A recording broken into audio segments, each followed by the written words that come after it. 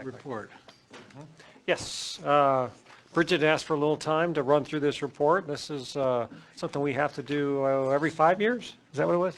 5 to 6. 5 to 6 years. So, and particularly since fair housing has kind of come up a couple times and over the course of the last couple of years, and you guys have interest in it. I mean, it's probably something we could handle administratively, but we want to make sure we get a chance to talk to you about it. So. And as Dave mentioned, it typically is handled administratively. It's usually just signed, but there was a little bit of a change in the language that came out in a HUD memo. So the consensus has been with communities that further fair housing through their HUD programs, that most of us were going to seek some kind of legislation authorizing us to continue forward with that action plan. So that's why this is coming before you. Plus, as Dave mentioned, fair housing has been a topic that has been in front of you with the local designation for gender identity and sexual orientation. Basically, the analysis of impediments to fair housing choice is the name of the study. We call it AI for short because it's a very long name. Has been around since basically about 30 years. I actually did my first one back in 1997. And the instructions are exactly the same. We do it every 5 to 6 years. There's not a set time, but they like to make sure that we are taking the time to look at impediments to fair housing in our community. Many of these are difficult. They're systemic. They are social in nature. But the one good thing about the AI and the action plan that is at the end of the document is that it makes us look at what do we need to be focusing on to try to address and remove some of those issues. For us, one of the major problems is the lack of affordable housing. That is something that is echoed across the country. We actively work on that, not only you as a council, but us as staff. So that one was no surprise. One that did come up that was not in our 2 previous ones was that we had an increase in issues with housing discrimination related to persons with disabilities. The expansion of disabilities now to include more mental health and substance abuse issues has changed that dynamic. But interestingly enough, the issue that we found was it was with physical limitations still. So we are going to be working with our Fair Housing Agency and adjusting some of our testing. We have found through this process of completing the AI with the consultant that persons with disabilities, when they would go out to test for discrimination for that protected class, often those tests were not completed. Perhaps the person with disabilities was unable to access it and there wasn't a lot of follow-up. So we're going to be working on that to make sure that we do address that. Overall, though, most of the actions that we will be doing are actions we are already doing as part of our normal procedures and processes. So I could take any questions if you had a chance to look at the document. Question from council. Who's down there? Gwen? Roger. Was that Roger's hand? Roger? Yeah. Bridget, when we talk about the disabilities issue, is that based on complaints they have received over the course since the last evaluation? The Fair Housing Agency actually looks at a mix. They investigate every complaint that comes forward, but they also do testing. We have to be proactive, and so we go out, they'll look for ads, they'll also do just random samplings of advertisements. So the issues with the persons with disabilities was a mix. It was some that were complaint driven. And so then when they were being tested, there was an inability to continue through that test. And then others were just random testing that they were doing to see if there were issues or concerns. Okay. So I guess the second question is that then people with disabilities who live in our community in general feel safe and welcome. Yes, and we definitely, work to do that. Any calls that we get, we pay a contract every year to Fair Housing Contact Services to provide fair housing services. So they advocate and handle all the legal representation for them through then the mediation that happens between a landlord and a tenant. We actually often find that it ends at mediation. It doesn't go through, the Civil Service Commission, and there are rare cases where it gets to that level. We have not had any recently. And we have found also that through the mediation, oftentimes the landlord is just unaware. With the persons with disabilities, there's a great deal of confusion about basically making reasonable accommodations and reasonable modifications and whose responsibility is to pay for that. So it's education on both sides, because sometimes the persons with disabilities assumes that there's certain things that a landlord has to do, and the landlord assumes it's the other. So the mediation has really helped clarify that in some, but we think we need more work, and we also definitely feel like we definitely want to see the testing through. To send someone to test and then not have any follow-up, well, we really didn't test. So we want to make sure we're looking at that better. Thank you. Heidi? Yeah, I saw that you put some, or maybe because of the nature of your guidelines, you have something on gender identity, a couple of tables on testing for gender identity. Is that the LGBTQ kind of protections that we extended? Yes, it is because it is a locally protected class. So for communities that have identified locally protected classes, we need to look at the federally designated protected classes as well as any local. And in Ohio, we actually have some that are state-driven, such as age and military status. So our AI requires us to look at any and all that would be enforced by our Fair Housing Agency and evaluated as staff that administers HUD funding. Well, that's good. And I also saw foreign-born population, which, is that something unique to Kent, or is that something that HUD requires? That's national, yes. As new classifications are identified with regards to race or ethnicity, sometimes the terminology is changed, but the script for what goes in this is pretty straight. That's why it seems a little awkward sometimes when we were talking to our Fair Housing Board about the organization of it. They were questioning it, and we call it the Facebook. It has a face on it, and it has since 90s, and it lays out all those titles. So those titles actually line up with that, but there is memos that come out from HUD that update it with current terminology, and we reflect that in our document. And one more. Is this something that all communities or entitlement communities have to do, or is that, would mostly it be a county thing? It's entitlement communities. So anyone that receives CDBG or home funds directly is required to do this. Housing authorities are also responsible for doing it. Theirs is actually much more comprehensive in scope because they are actually a housing provider, where ours is more of a grant focus. So we deal with it as an entitlement community. This one was worked on, Dan Morganti and I worked with a consultant on it because the last one that we did was a regional one where Kent was a carve-out within a larger one. HUD went through a model where they wanted to do the regional. And we did have some good data, but we're at a little bit of a disadvantage because we're required to put HMDA data, the Home Mortgage Disclosure Act data, and some of that other, and that is reported for us on the aggregate. We are part of the Akron Statistical Metropolitan Area, so it's kind of diffuses what's happening in Kent. So Dan and I went through it. We used a lot of our housing study, actually was very supportive and helpful in this document, as well as just information that we gather from the agencies we serve with our CDBG funds. One more? Do we fall short? Do we fall short in any of the categories? As I mentioned, we did the affordable housing, which Yeah, the is affordable what, housing. yes, and then, of course, that we would like to see improvement and better documentation with our testing, so we can better understand where we may be missing targets. Overall, though, many of the categories that are listed in our action plan are actually reminiscent of ones that we have had in the 3 that have been done here at the city since I've been here, as well as the one that I completed when I was at Summit County. Fair housing issues don't tend to change. It is usually an uphill battle, although it is much improved compared to when things were put in place many decades ago. Thank you. Robin?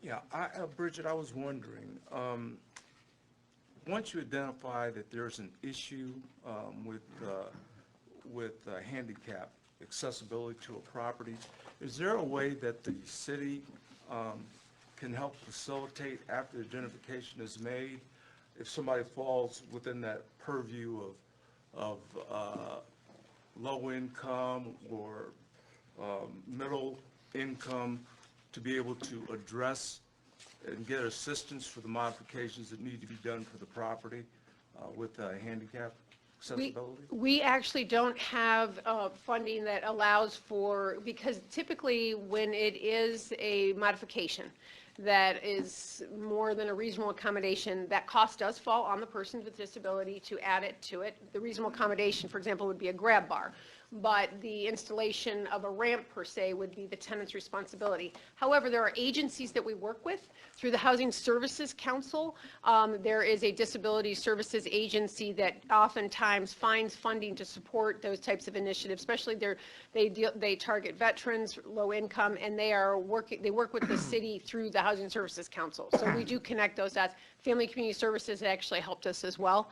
And we also do some of the smaller stuff with some of the other nonprofits that we work with, like CAC and that kind of thing. Do you give, do you give people notice of education to people who do fall within that area to be able to get assistance? Are they notified after you identify whatever deficiencies exist? Typically, the deficiencies are addressed through the Fair Housing Agency themselves, and it's mediated then with the landlord if it arrives at that level. So we don't necessarily pay for it. I can tell you, though, that we do pay for modifications when we do moderate rehabilitation activities to address that. For example, the Kentway project, which is actually going out to bid currently, we are converting several of those units to make them ADA accessible, because that's not something Family and Community Services could afford to do, but it's something that we need. None of those units actually in Kentway are ADA accessible right at the current time. And no housing actually that was built after 1990 or built before 1991 is required to have ADA units or modifications. And much of our housing stock and much of our facilities predate that time when they had to. So anything new allows for those accommodations. Anything prior to that would be a modification, and typically, depending on the expense, would fall on the person with disabilities, and we try to assist where we can. Area Agency on Aging does a lot too as well, and they're also part of our Housing Services Council. Okay, thank you. Roger? Bridget, when we talk about affordable housing, and as I was plowing through this, we're talking about both rental and owner-occupied housing. Correct. And so what do they use as a basis for how do they determine what's affordable, I guess is what I'm asking. Affordable housing is typically defined as any household at 80% and below the area median income Okay. is considered low to moderate income. Okay. Housing that meets anyone below that 80% threshold is typically considered to need affordable housing.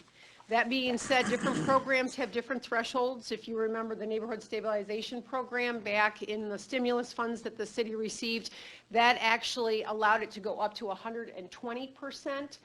Because so many people were in a foreclosure crisis at that time. So there is it's a sliding scale, but the majority of the programs define it at 80% and below the area median income.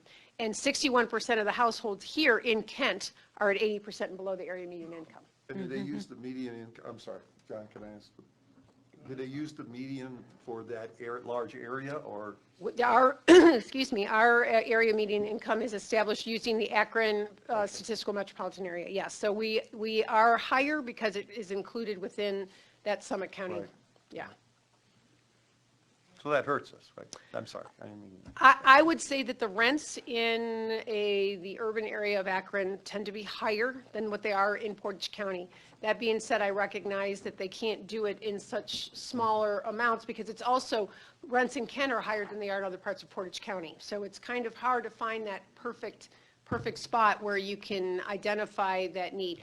We do, I can tell you, most of the programs that we assist with households that meet that threshold are usually at the 60 to 70% threshold.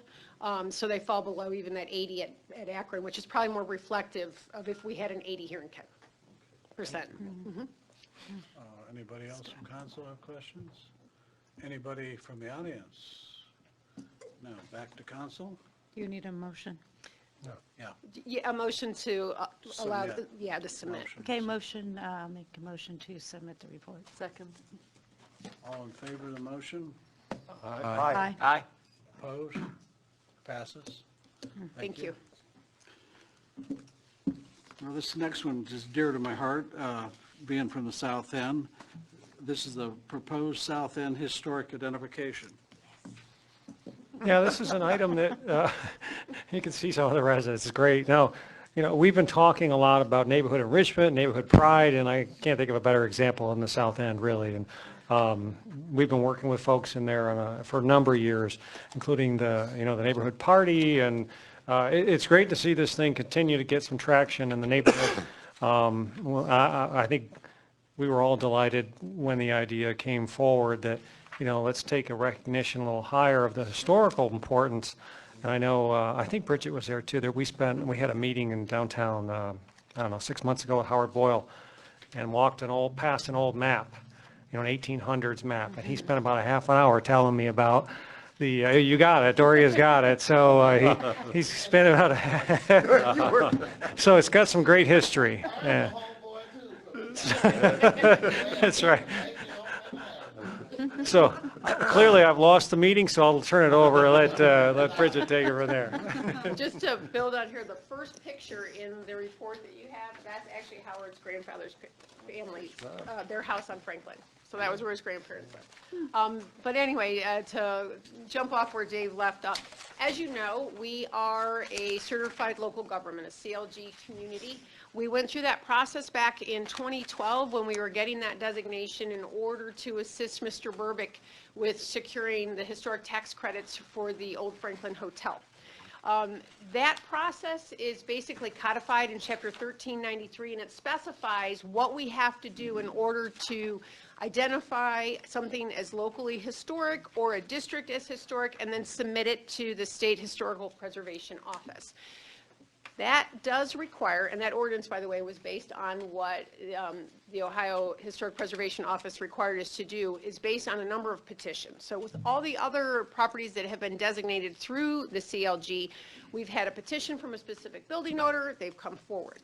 Well, in this case, when Howard and Doria came to me about this idea, it was a great idea, but it required Doria to secure 51% of the households in that area to sign a petition for formalized designation.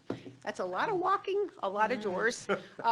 So instead, what I suggested is we could get the work done that the preservation group and the neighborhood was doing and come to council and get basically a local recognition of the South End as the historic South End neighborhood.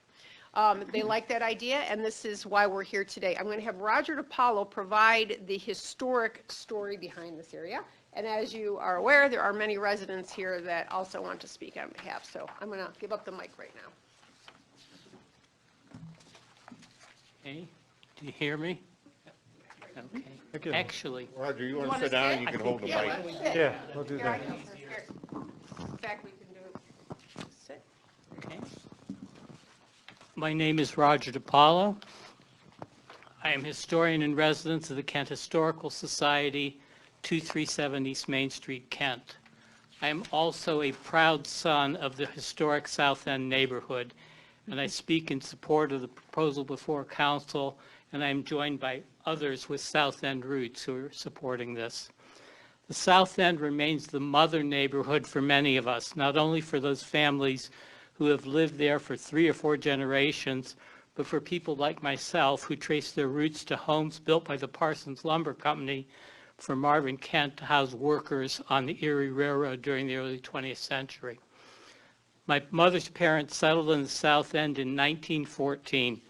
They came from Italy, and they lived in homes on Cherry, Harris, Elm, and Summit Streets, where my mother and her 9 siblings were born. My grandfather, like many residents of the South End, worked on the Erie Railroad. The South End provided decent, affordable housing for an immigrant family who were aware that their housing options in Kent were limited. Their story was similar to many South End residents who found homes after coming to Kent from Southern Europe, East Europe, or in the case of the African American residents, coming to Kent during the Great Migration a century ago. And for the African American residents, their housing options in Kent were even more limited. The South End is rich in history. John Brown and Marvin Kent played important roles in its development. It was a site of neighborhood businesses, including grocery stores on virtually every corner, churches, political and ethnic gathering places such as Armstrong Hall, which is where Thurman's Music is located, and the Christopher Columbus Society, which is next to Holden School. It was the home of the Parsons Lumber Company and the Erie Railroad car shops. South School, the predecessor of Holden School, laid the educational foundation for generations of its residents, including my grandfather, who learned to read and write English there. It also played an important role in Kent's political history, beginning in the Depression, when Paul Yakovona began his 46-year tenure on Kent City Council, motivated in part by the fact that the South End had dirt roads while other wealthier neighborhoods had paved streets. It fostered the political careers of many of his successors on City Council, including Ben Anderson, who became the first African-American elected official in Portage County in the 1950s, John Thomas, Joshua Brown, Ray Spain, and Councilman Turner, who have all ably represented the interests of the South End. It also led to the formation of Kent's chapter of the NAACP under the leadership of Joshua Brown and Albert Peoples, who is known as the governor of the South End, among others. It's my cousin. More than 100 years after its formation, the historic South End neighborhood remains a vibrant community. It's a village within the city of Kent whose diverse residents take pride in their homes and heritage, a place where neighbors know each other and watch out for each other, a model multiracial community. Doria Daniels, Ben Anderson's stepdaughter, continues to foster the interests of the South End as head of the Thomas Anderson Improvement Corporation. She has led this effort to have it designated as a historic neighborhood, and as a Kent historian rooted in the South End, I'm proud to join in support of this initiative. Thank you, Roger.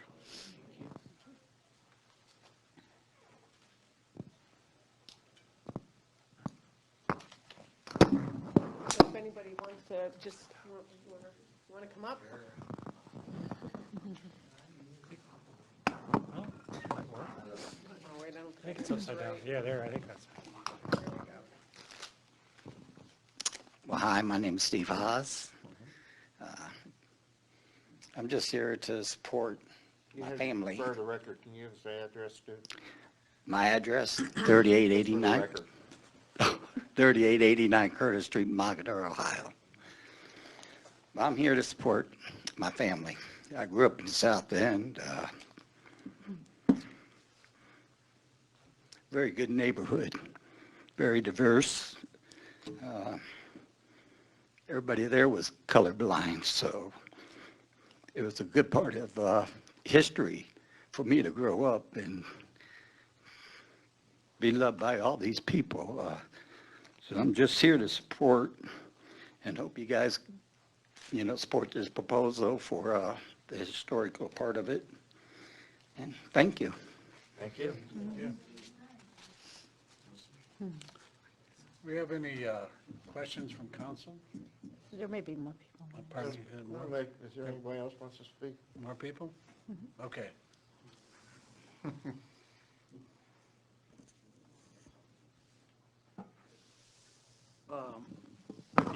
Yeah, just take it.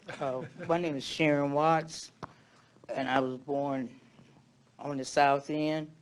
I stayed at 546 Harris Street, and my mom and dad stayed there also. My uncle, Clarence Watts stayed on the street there on Harris, and my Aunt Lois stayed over here, and the Heater stayed there, and the Hasses stayed there, and we called it a little plantation. But I just want you to pass it, because it's a lovely place to grow up, which I did, and I just love it. I just love what everybody's doing. Doria Daniels is doing a marvelous job, and I support you on this, and God bless you.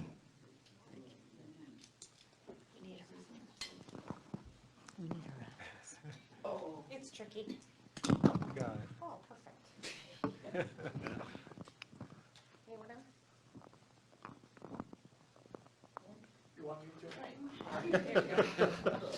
So, actually, my family's from the South End, too. Name and address. Mike DeLeone, 844 Manchester, Kent. Grew up on 502 Dodge Street, where my grandmother and grandfather had their house. I lived on Elm Street for a while growing up, from about 1955 to 1960, before we moved up onto Manchester. It's always been a great neighborhood, and I fully support doing this.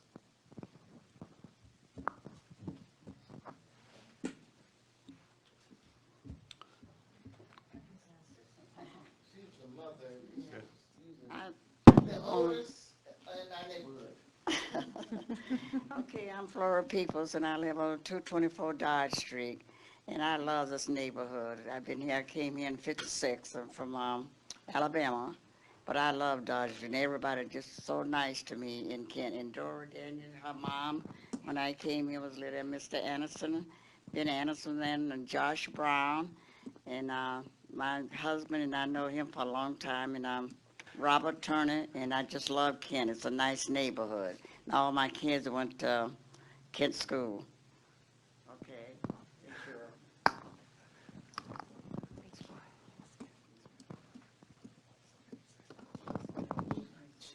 We have anybody else wants to say anything? Didn't stand blanket, he wrote down Yeah. How about council? Anybody have any?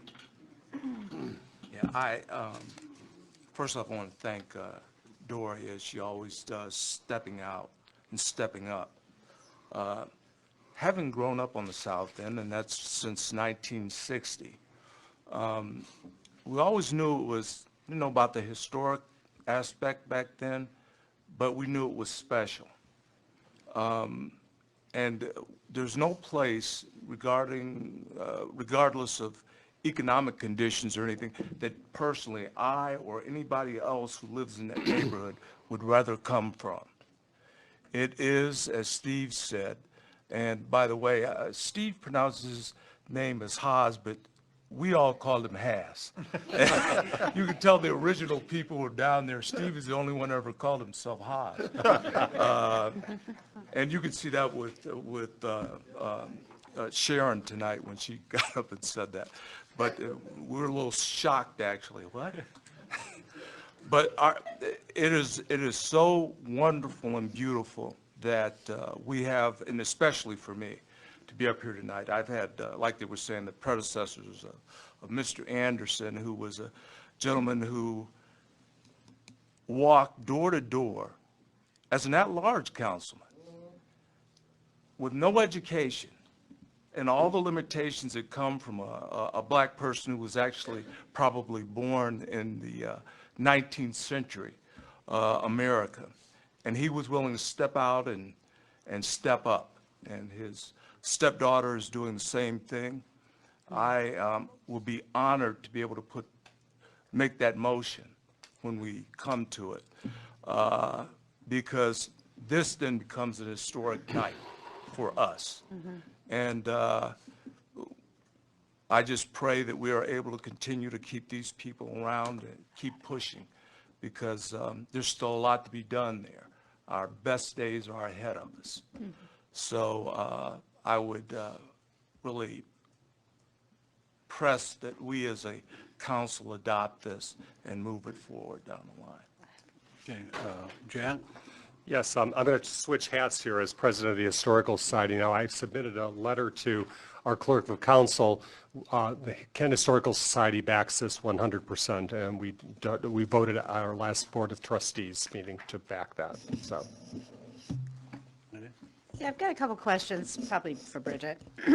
So what are the next steps after, say, we approve this? And what are the implications? So will we be promoting this throughout the community? Do you think this is a way that we're going to be able to attract more funding to help continue improvements in the South End? It won't necessarily generate funding that would come with a historic designation through that more formalized process, but it also gives a sense of pride and ownership to the community. In fact, one of the businesses announced that they are going to put Historic South End in their letterhead. I believe it's Colonial Tool is going to put that in their letterhead. So that type of promotional material can go out in the Tree City Bulletin, be posted on the new website, and really communicate out there. We will definitely use it because majority of CDBG's funding as well as our rehab funds are spent in that South End area. So we would use it in anything that we communicate.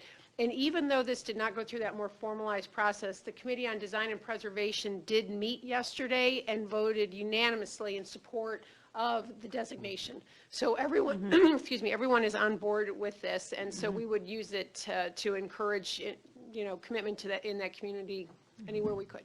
Would we be, would the neighborhood be perhaps putting signage up, designating it, or has there been discussions about that yet? Or? We actually haven't had that discussion yet, but that is something I'm sure that Doria will be following up with us on for sure. So I'm asking these questions because I too live in sort of a historic neighborhood, and it's starting to turn 100 in the neighborhood around me, and it'd be nice that if these neighborhoods would take some pride, and there could be some more designations of at least the names of neighborhoods and things like that. And by the way, my son went to Holden School, so I feel like a part of that neighborhood too. Yeah, Roger? Bridget, and maybe I need to, talk to Dave about it. I know that we've designated North Water Street as the Mill District, all right? Is this a similar designation, but it sounds like this is even more than that in terms of. It is a similar designation, and that's a local determination. The neighborhood defined their boundaries. They did all of the research and brought it forth.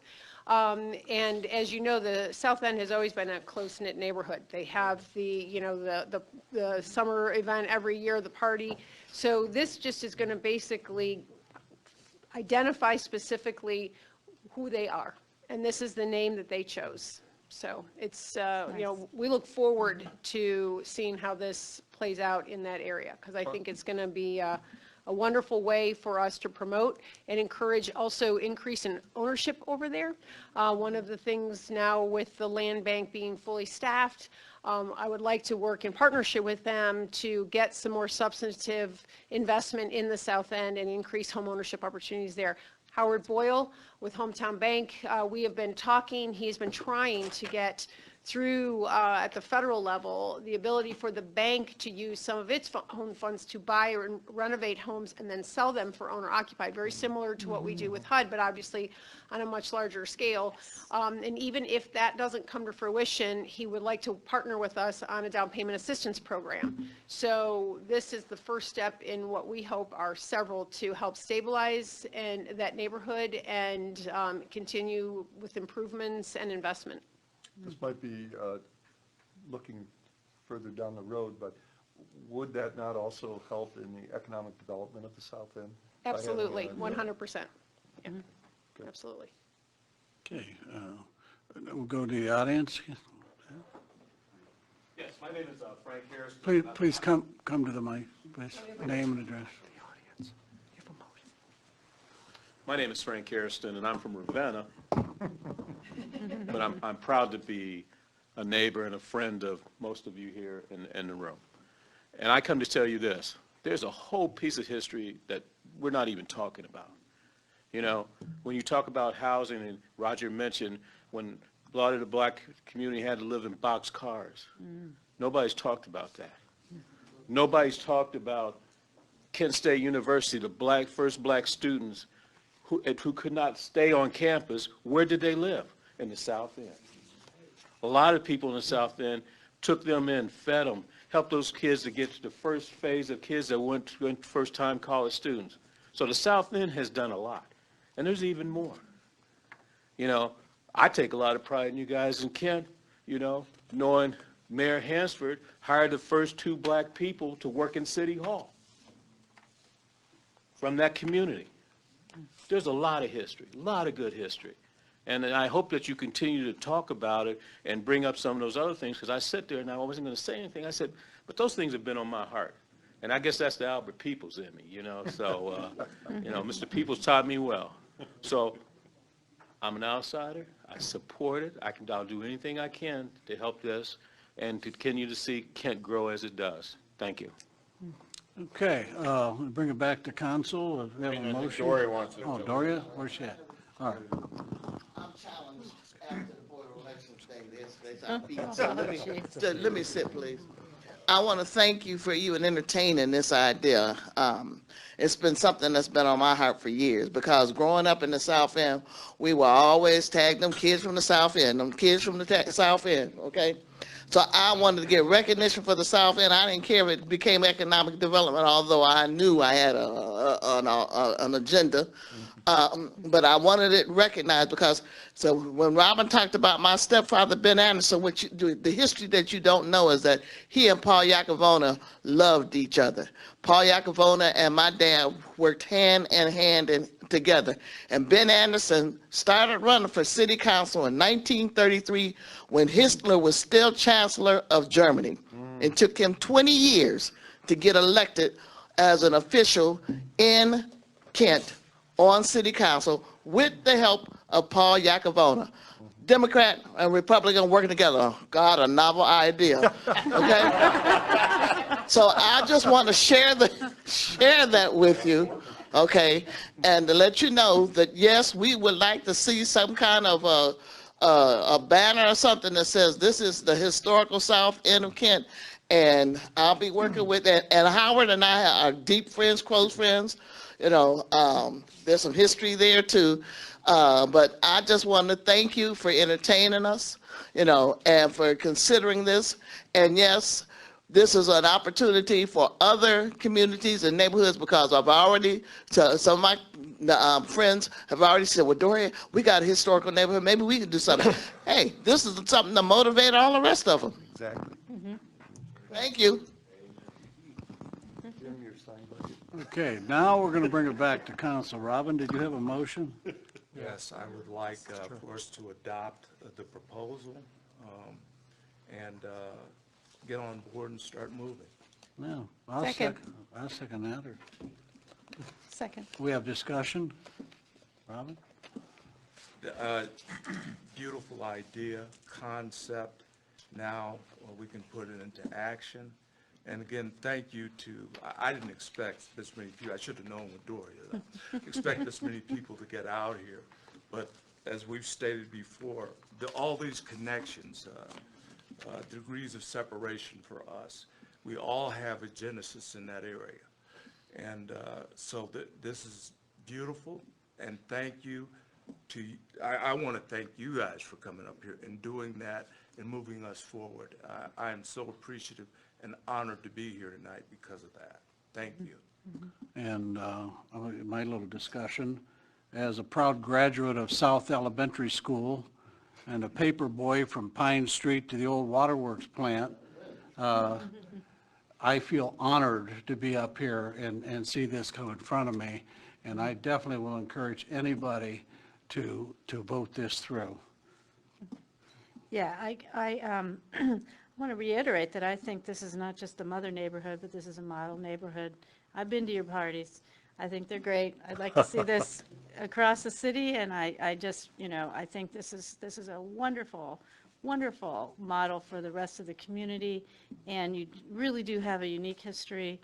I think that the diversity that's exhibited on the South End is exemplary. It's one of the reasons why I chose to be in Kent, quite frankly, because, you know, that's pretty rare these days. And I think that lifting it up, showing the community and around the community, around Kent, is, you know, the appropriate thing to do. And by designated, I can't even use that word, in a historic district, I think that can start that process.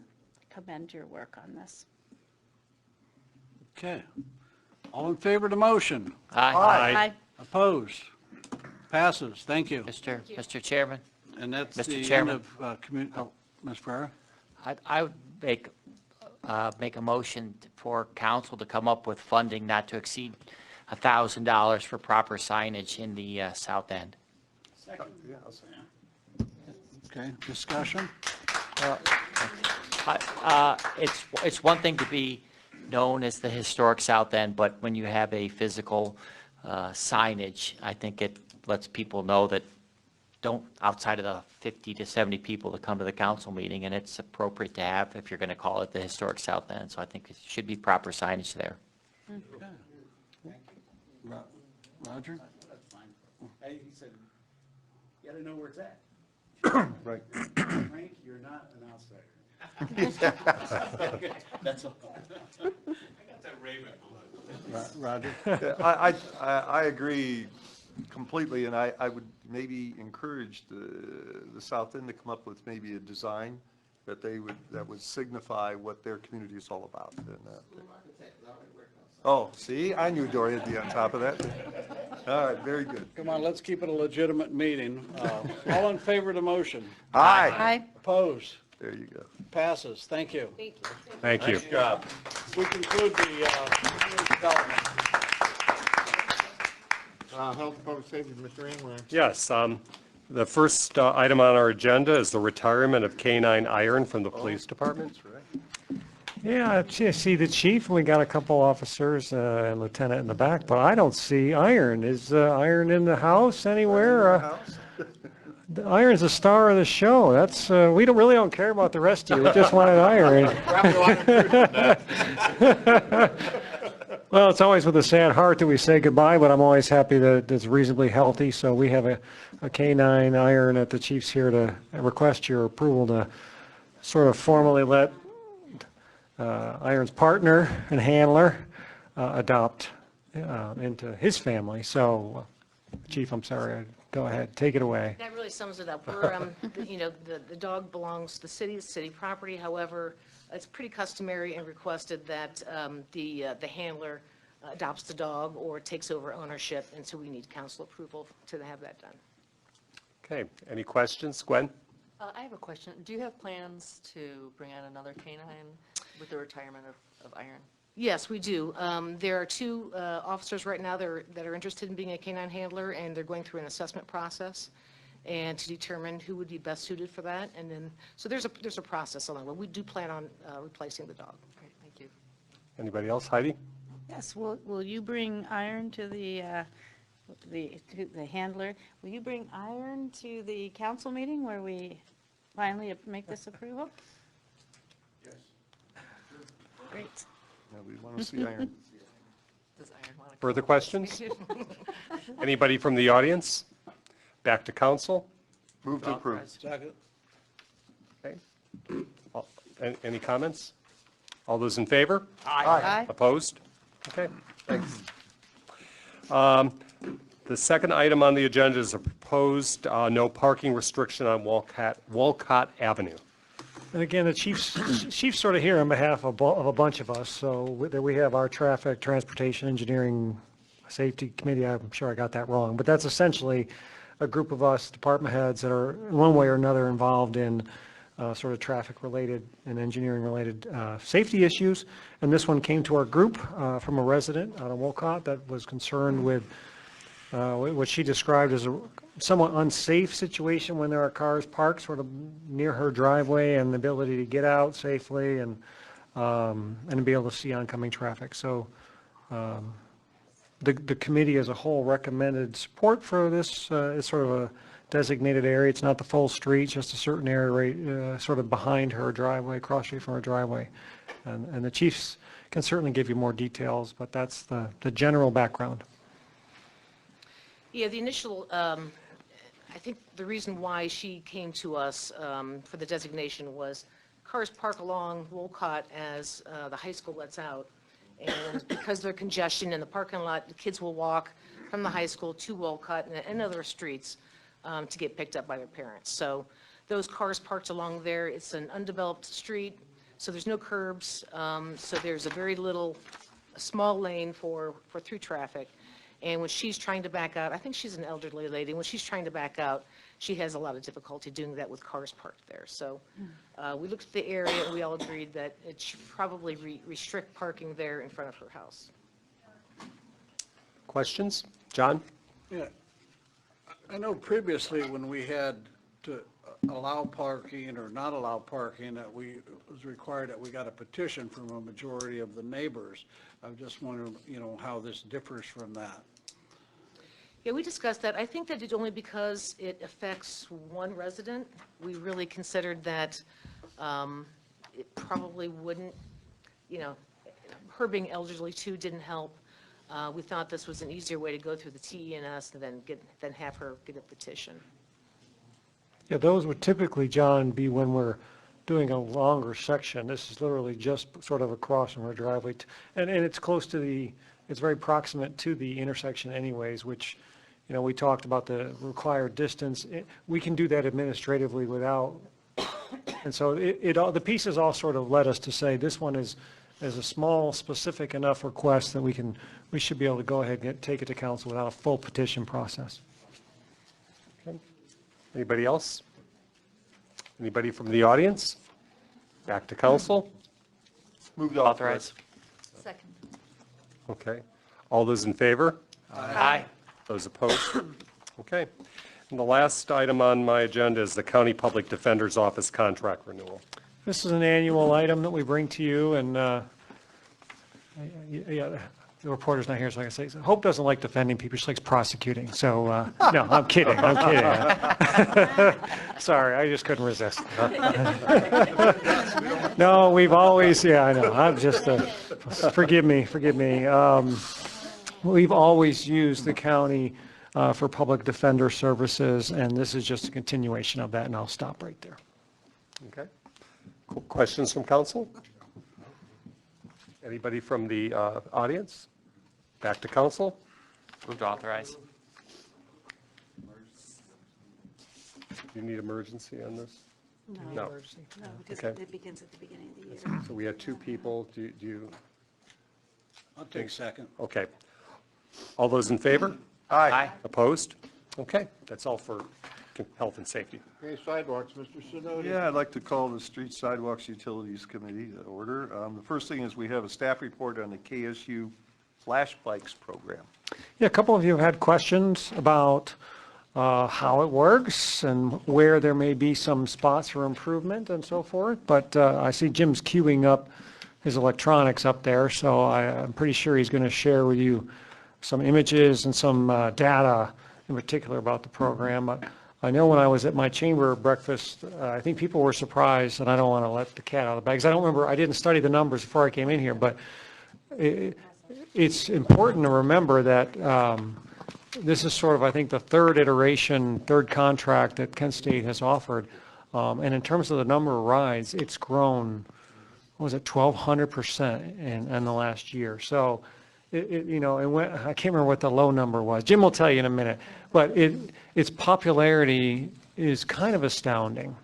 And so it doesn't surprise me when anything goes from 0 to 90 miles an hour in a year, there's going to be some hiccups. That's kind of the way we looked at it. And we've built some opportunities to make improvements even in the original contract with Kent State. And let me even step back one further. A lot of communities, the university doesn't even get into this game per se. The company's set up in town and they run it. And then it's up to the city to try to just come up with laws to regulate it, force it, fix it. Let me tell you, it's a headache. I'm so grateful that the way Kent State chose to do it was, it's going to be our contract. So we have, because of our partnership with them, and they want to see it succeed, they're vested in it. And so we actually have a lot more control than some of our sister cities. Trust me, even some of the small ones. When we had the town gown conference, some of the side conversations were very much about, how are you handling this? And how are you handling this? Because this is driving us crazy. And I would say, well, we're partly lucky. They didn't jump in with scooters right out of the gate. They're just doing the dockless bikes. It wouldn't surprise me if someday we see scooters, because they are another really popular thing. But like I said, we're secondly lucky because Kent State, it's a contract through them rather than sort of this free-for-all. So I've talked long enough. Jim and Harrison have been doing some data collection, and we'd like to share some of those outcomes with you. Sure, thanks, Dave. With us tonight, Chris Lucas from Kent State University Department of Rec Services. He's the guy who's in charge of VO-Ride and deals with them directly on any problems on campus in the city. He's the person we reach out to. And like Dave said, it is so great to have them hold the contract because all they got to say is, so you're not working on campus anymore and there won't be enough business for them to be in town. So that incentivizes them to make things better for everybody. So just a little bit, we thought we'd give some background and some information so that you guys can have an informed discussion about this. So bicycle parking, these are the types of pictures that we saw as things first started, and it brought up concerns. I think these three came from the mayor himself. He sent those to us on a Sunday, and by Monday, Harrison went out to take a look at them, and two of the bikes had already been moved, okay, because they'd been picked up and used by somebody else. And the third, then Harrison reported to the company to get taken care of. So what we want to show, it's a fluid situation.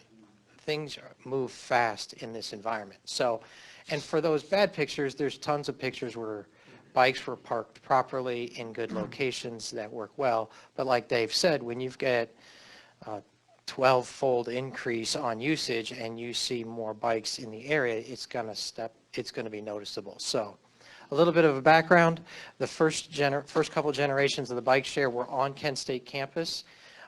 They were manned programs, I believe. I never saw them, and I don't know if you were here at that time, but Tom Euclid was, when we went to the third generation, Tom would tell us about it. They basically had students at tables in the dorms, and you could turn in your license and you can rent a bike, and then you'd have to bring it back to that location.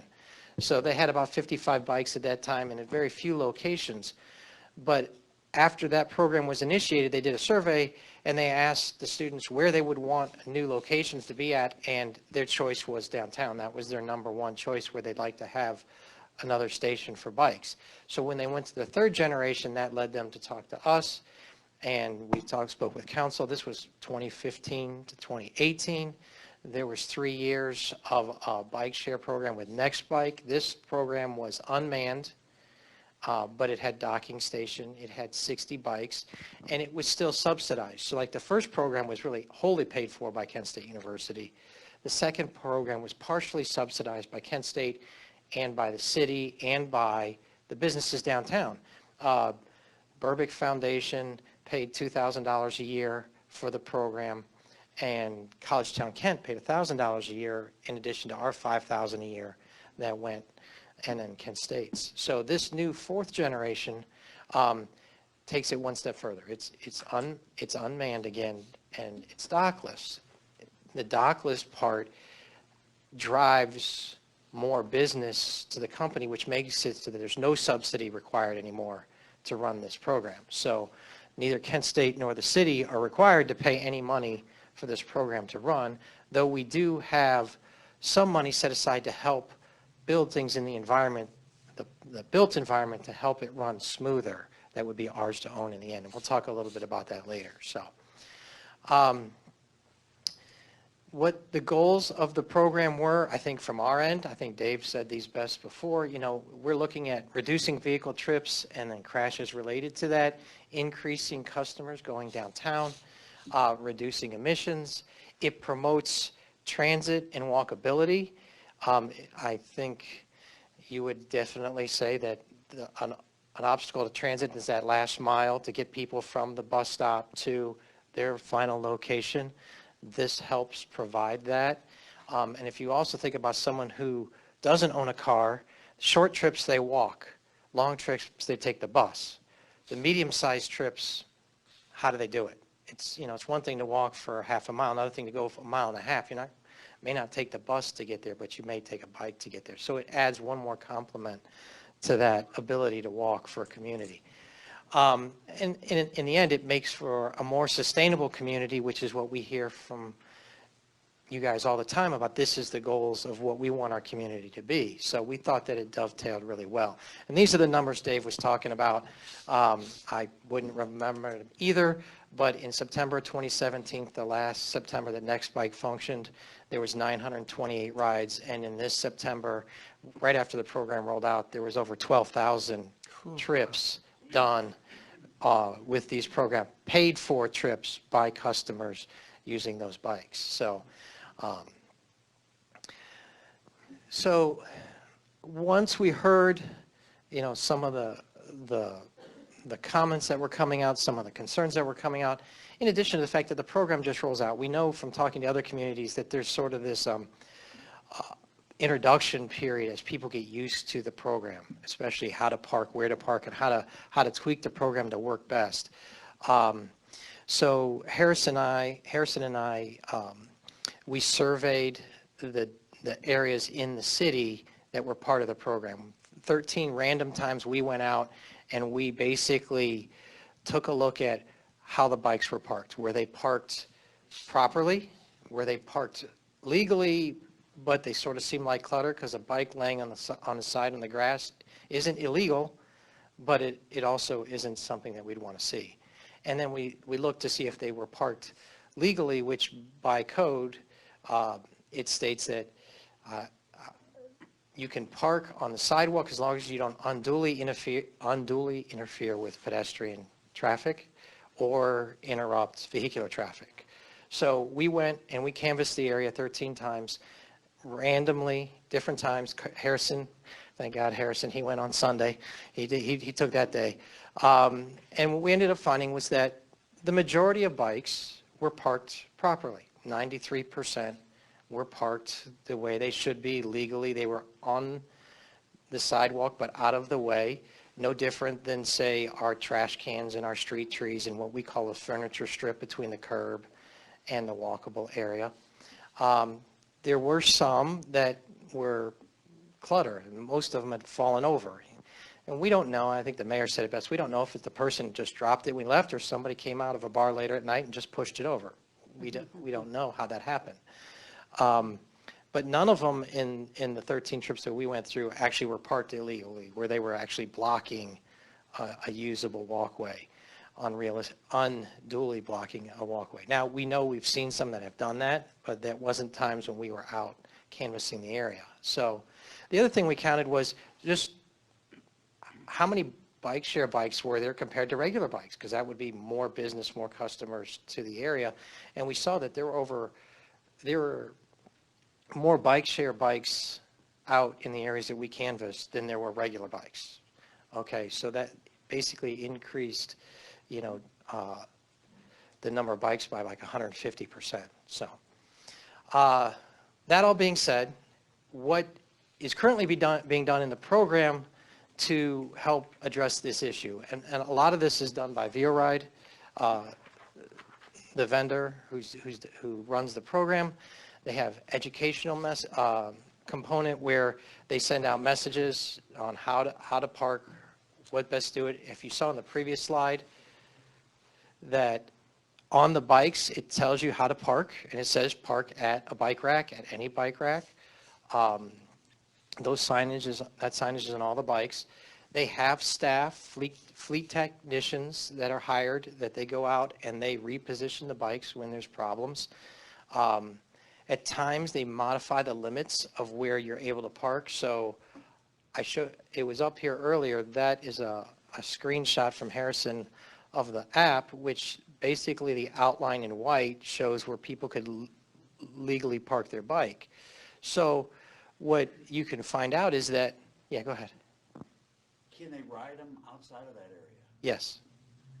But they can't park them? They can't park them and lock them, correct? Correct. Okay. That's right. one of the questions I've No, that's a great question. I mean, so like, we've seen one pictures of them going out to Raising Cane's. Raising Cane's isn't in their area. Now, they could ride to there, not lock the bike, go order whatever, and ride back, and they're paying the whole time that they've used the bike. The general idea is to go to where you want to go, lock the bike, someone else can come pick it up, and then you pick up the next nearest bike to you. So that area that was shown on that's a boundary that Kent State and us worked together to come up with. We had lots of discussions. Would it be better to make a finer, really small areas and very specific where to park, or to be more general and sort of encourage people to park properly in that area? And we've landed on this to start because it gave the program the biggest chance of success. If you rent a bike and you have to ride it and drop it off 3 blocks from where you walk, you're probably not going to want to rent the bike, okay? What we've heard from the bike and brainstorms, people who ride bikes, they want to park the bike right outside their destination, and there's places to do that. In some regards, it's no different than car drivers, right? We have on-street parking on almost every street downtown because people want to park right in front of the location they're going. So those boundaries are not fixed in stone. Those can be changed, and they've been changed a couple times already that I've noticed that has helped prevent bikes from being left in places that really weren't appropriate. The other thing that Via Ride does, they do have a fine program where they'll charge people for parking bikes where they shouldn't be, and there's a hotline that people can call if they see a bike that's in the wrong location. Even if you don't have the app, you could call this number. Other things that are being done more by Kent State and ourselves is really, we're assessing the program. We're watching what's happening. We're listening to the complaints. Chris gets the complaints on campus. We hear, they come in here all over. Yeah. What was that number? I see John was going to write that down. Can you go back that slide, that hotline number? Yeah, I can. I think I can.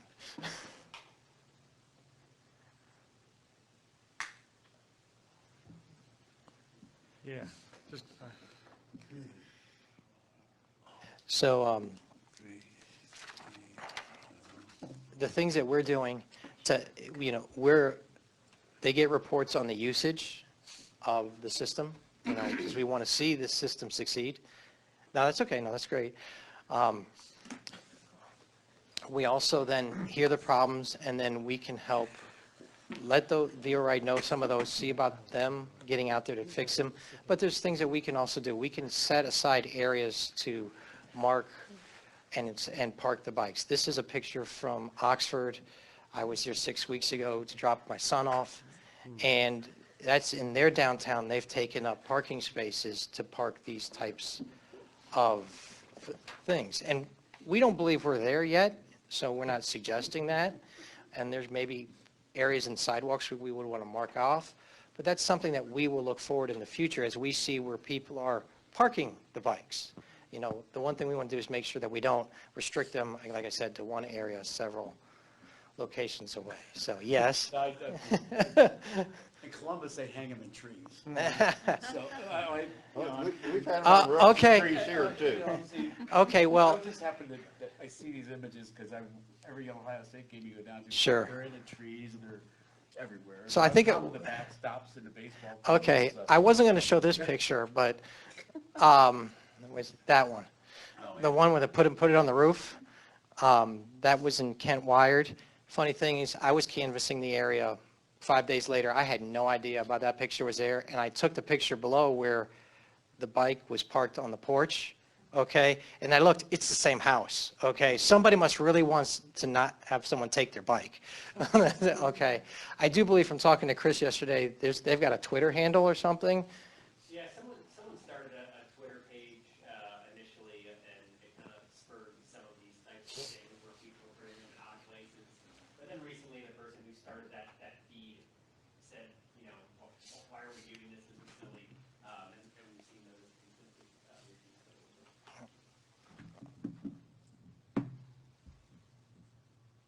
Yes. Me. Yeah. I'll be honest with you.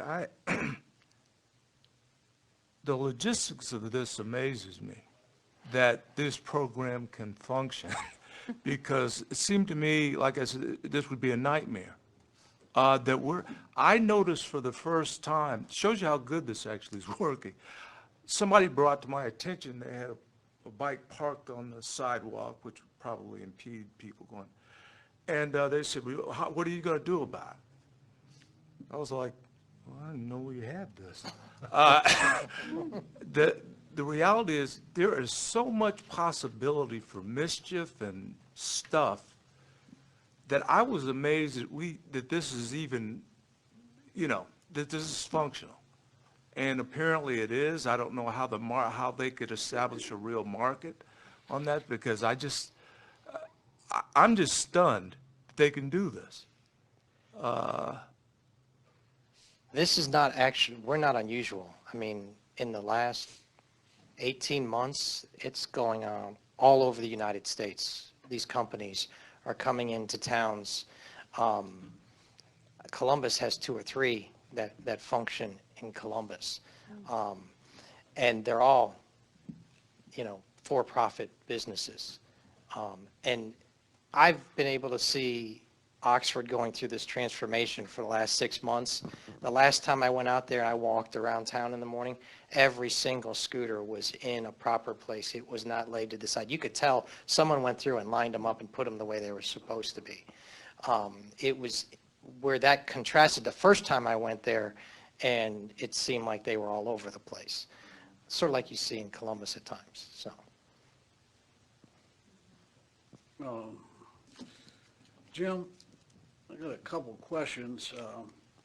Are you aware of our revised code of 35104R and 35105F2?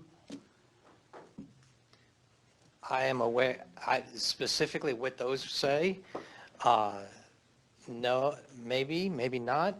Let me see. Well, this is the code, this is the section 37309 that discusses bicycle parking ordinance. Well, these codes are referred to as blocking the sidewalk and blocking handicap access. That's the one So you just mentioned. I'd kind of like to figure out where you drove. I want to ask you that so I can keep this a question, because when I ride through town, down Main Street and that, it's a mess. I mean, I'm seeing sidewalks blocked, handicap things blocked. I've seen people moving bikes out of the way, and my telephone has had more calls on this in the last 6 months than anything in the last 12 years I've been sitting up here at council. Sure.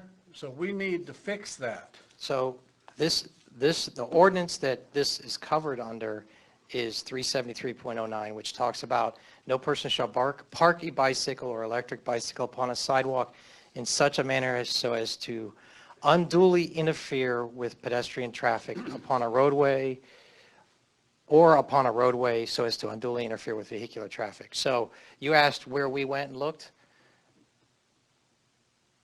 That's where we went and looked. Everywhere that's shown in white that's not on Kent State campus. We did the entire area. We did it, like I said, we did it 13 times. We did it randomly. We didn't, basically, I was sitting in the office and it's like, I need to get out and walk and I got to take a look to see what's going on. So I would go out and look and see where it's at. I do believe it, when the program first started, there was more problem areas and that later on they were getting better, because I know I saw some changes. But we didn't see, in those times, okay, that's not all the times, in those times, we didn't see anything blocking handicap ramps or in ways that the way I looked at it is if a wheelchair could get through, then it wasn't unduly blocking that sidewalk. So I'll give you some examples. Well, do I need to go around and learn how to use the camera on my phone? And at one occasion, the guy with the electric scooter was ramming one into the road because he couldn't get through the roadway on the handicap ramp. And I don't know if I'm just falling to the wrong places at the wrong times or what, but it looks terrible.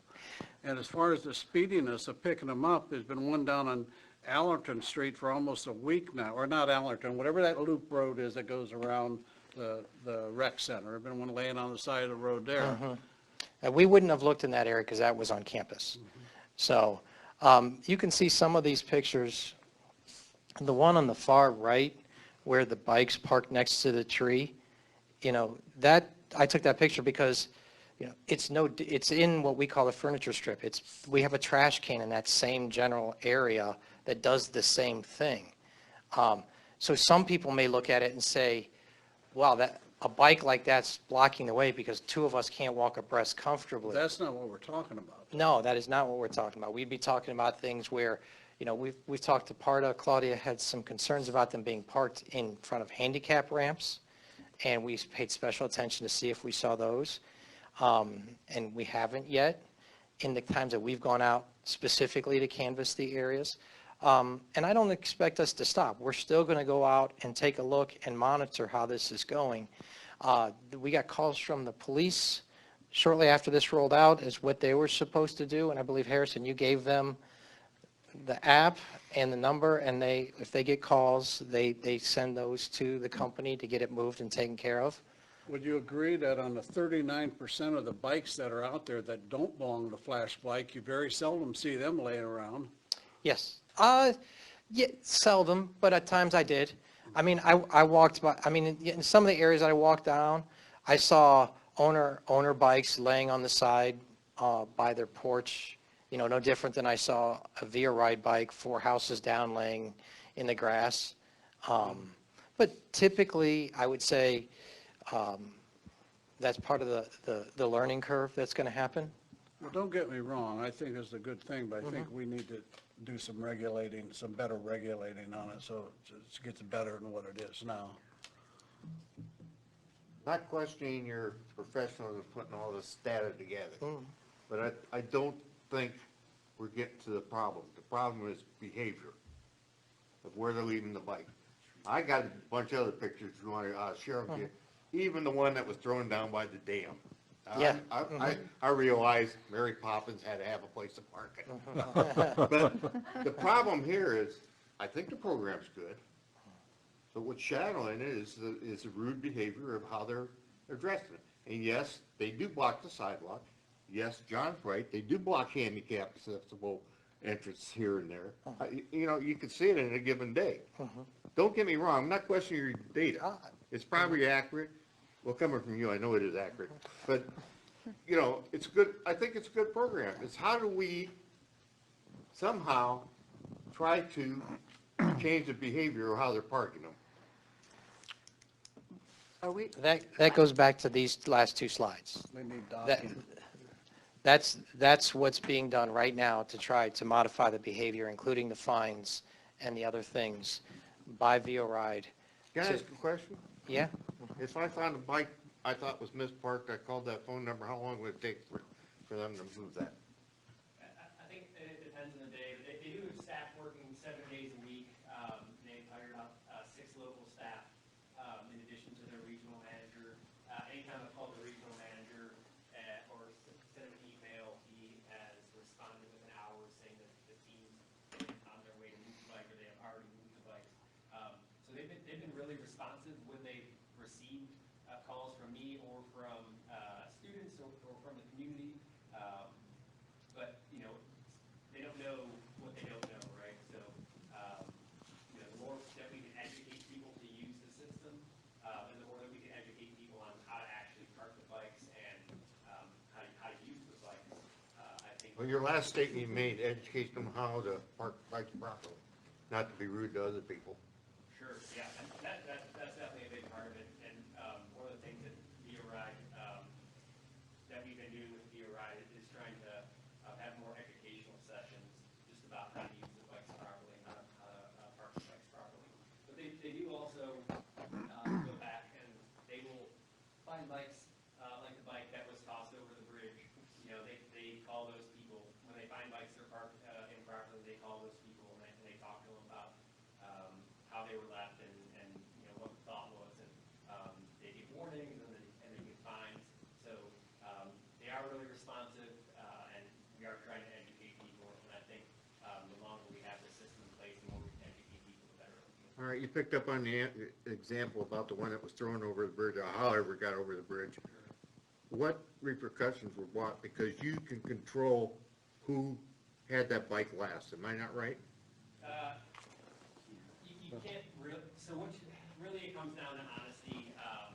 Someone can park the bike, someone walking down, having a bad day can grab the bike.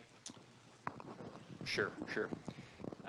So, someone can park their bike after their ride, and then anyone can come and grab their bike and do anything that they want with the bike. So they can try to track the last person that used it, and they will call and have a conversation with those people. But it really comes down to honesty, or, they do have staff that are constantly, like I said, 7 days a week going around in their Via Ride vehicles.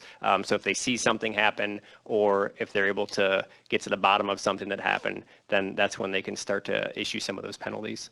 So there's actually, except this is what you should have done, there's no real penalty for doing something like this. No, there are, so there's warnings and then fines and then potentially getting the police involved with some of those incidents like that. Has that happened yet? I'm not sure if they've reached out to the police for that event specifically, but I know we've talked about that. That is an option that they are willing to take when they find out that people are purposely damaging the bikes. It's, Jerry, if I can, it's really not that much different than, remember when we had the initial parking on the Main Street Bridge and Gene had the barrels out there and they were literally in the river every weekend. And, you know, it's just, it's one of the unfortunate challenges of being in a town where a lot of people come and drink at night. I mean, and that, because the point, my observation in talking to people that use the program, people that are using it value it. I don't think they're going to throw the thing in the river. I think it's more than likely it was parked somewhere and somebody got drunk walking out and said, hey man, watch this, and tossed it over the edge. So in terms of repercussions, unless we can catch who actually did it, it's hard to hold the last renter accountable. You know what I'm saying? That's just like, we could never catch anybody throwing our barrels. I mean, weekly we were pulling barrels out of there. So it's really very similar. That's a good point. I understand what you're saying. I just used that as an example. What about the one that parked in a handicapped parking place right in front of the door of a restaurant? So, I mean, that's not a barrel being thrown in. Sure. It's a behavioral problem. There's where we have to interject our effort. Mike's been waiting. Mike? What happens when it snows? Yeah. Snow tires. Okay, we have sidewalks that we plow. Right. And there's bikes laying all over the place. Who's gonna Push them out of the way.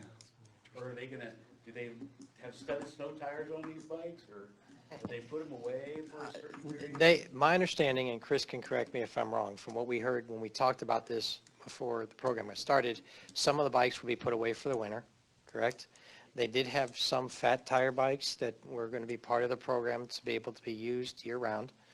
And as far as plowing around them, you know, that's something that's going to come up here, and that's one of the things we're going to have to adapt to. In some regards, you know, it's similar to the trash cans and the signs and the bike racks and the other things that are in the area. That, you know, as part of as part of the job to clean the sidewalks. Now, understand, the sidewalks like that we plow down 43, that's not even in the zone. The sidewalks on East Main Street, we do. And those, actually, that's where one of the problem areas that we saw early on is that, you know, the sidewalk on the north side of East Main Street is not a good place to park a bike. It's not wide enough. It's too close to traffic. That's actually one of the zones they changed. They actually expanded the zone north some, and after that, I've seen less bikes in that area that would cause a conflict. So you're right. There is going to be some issues. Yes. Mm-hmm. John? Well, maybe this should be a question for Chief Lee. If there was a complaint on me parking across the sidewalk and blocking it, how long would it take for me to get a citation from the police department for that violation? And maybe we should start, maybe our police should start giving them violations to the people that own the bikes. Jack? Chief Lee, is that a? Oh, you went. I'd probably get cited pretty quick. Yeah, you would. We would receive complaints and we would address the issue by issuing a ticket at that point. So, yeah, I mean, we have not addressed this issue as far as making it a police issue for the bikes, but I suppose we could. I mean, this is more of a civil contract than it's a rental property, correct? Yes. The hard part is anyone just can't move a car that was maybe parked properly. Now they move it like a bike. It's just not mobile where a bike is. So it would be hard, you know, once we see the violation, it would be hard to address actually how the bike got to where, you know, it was in the middle of the road or in the middle of a sidewalk. What do you think? If a few citations went out, the owners of the bikes would find a solution to the problem? Jeff was up next. Yeah, a couple times, and I'm in full support of this, I think it's a great program. A couple times at the Kent Historical Society, I've had a bike parked on our in the middle of the yard. So I take it and I put it back on the sidewalk. Is that the appropriate thing to do? Yes. Yeah, okay. I Thank you. just wanted to make sure, because Don't let the that's not bridge. a very wide sidewalk there either. That is So- correct, right. Yeah. Gwen and Robin. I like the program. I like it very much. I think it is a modern business model that we haven't had before, so there's going to be some evolutions to it. Early on, I did see bikes on grass and in places where they weren't supposed to be, but lately I've definitely seen changes where they're standing upright.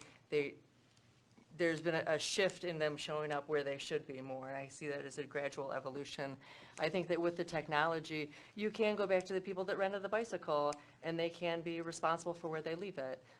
We have people that park in handicapped spots. We have people that throw garbage cans in the river. There's an immaturity that exists in every city, and I don't necessarily think that we should hobble this program because there is always a potential for some immaturity. I reached out to a couple other business owners downtown to see if they had a positive, negative, or neutral view of the bikes. They were neutral to positive. I see the bikes downtown. I see more students downtown riding bikes as a way to get downtown, and I see, all kinds of students. It's not just a particular type of student. When I just my observation, and I also see them on the hike and bike trail, which I think is fantastic. So now you've got students who are able to come downtown and go back to campus, or residents. It's not just exclusive to students, and also partake of using our hike and bike trail. I think it lends itself very well to an ecologically friendly mindset of less car travel, not driving 3/4 of a mile, but using a bicycle instead. So I like it for that, and also for just general health and fitness and well-being. The wintertime thing I think is interesting, but I've always thought that people didn't go out in the winter as much because we didn't have a whole lot of winter activities, and like a fat tire bike kind of sounds like something fun to try. I mean, I'm game, like, all right, I'll buy some mittens for that. So I guess I'm positive to it. I understand that seeing the bikes on the sidewalk is sort of a new thing to see them there, and they're visible, and they catch your attention. But I like them. I like the fluidity. The word that you used, I thought it made the space kind of feel alive, and there was motion, and they're being moved around, and they're never really in the same spot, and it kind of, I sort of enjoy that. It feels urban and modern and progressive, and I happen to like it. And I think that through future evolutions, we can correct some of the some of the behavior that we'd like to correct. I think they've already had some success with that, so that's my 2 cents. Robin, you. Yeah, kind of going off what the mayor was talking about, the change in people's conduct, the way that they, seems to me to be one issue of oversight. And if you don't have the ability to ensure that people are complying with whatever the rules are, that's probably where you're going to have these situations occurring. I was wondering how often do these companies come and sit down with the city or the university or whatever to get feedback on what's happening in the areas that they're doing business, and we're able to increase that kind of interaction, so we're able to more firmly develop a strategy for how this program is working. Sure. I know Kent State's reached out to us a couple times already in the first month of the operation to see how things are going. I don't know how often, Chris, you've been in touch with VeoRide. Oh, weekly. Yeah. So. What is the mandate? How often are they required to come in and sit down with you to discuss what's happening, what's transpiring with the program, or to get also additional information from you to them about what they perhaps need to do to address some of the probably more outliers in the program? Yeah, I think what we established was quarterly to have meetings with VeoRide. Like I said, I'm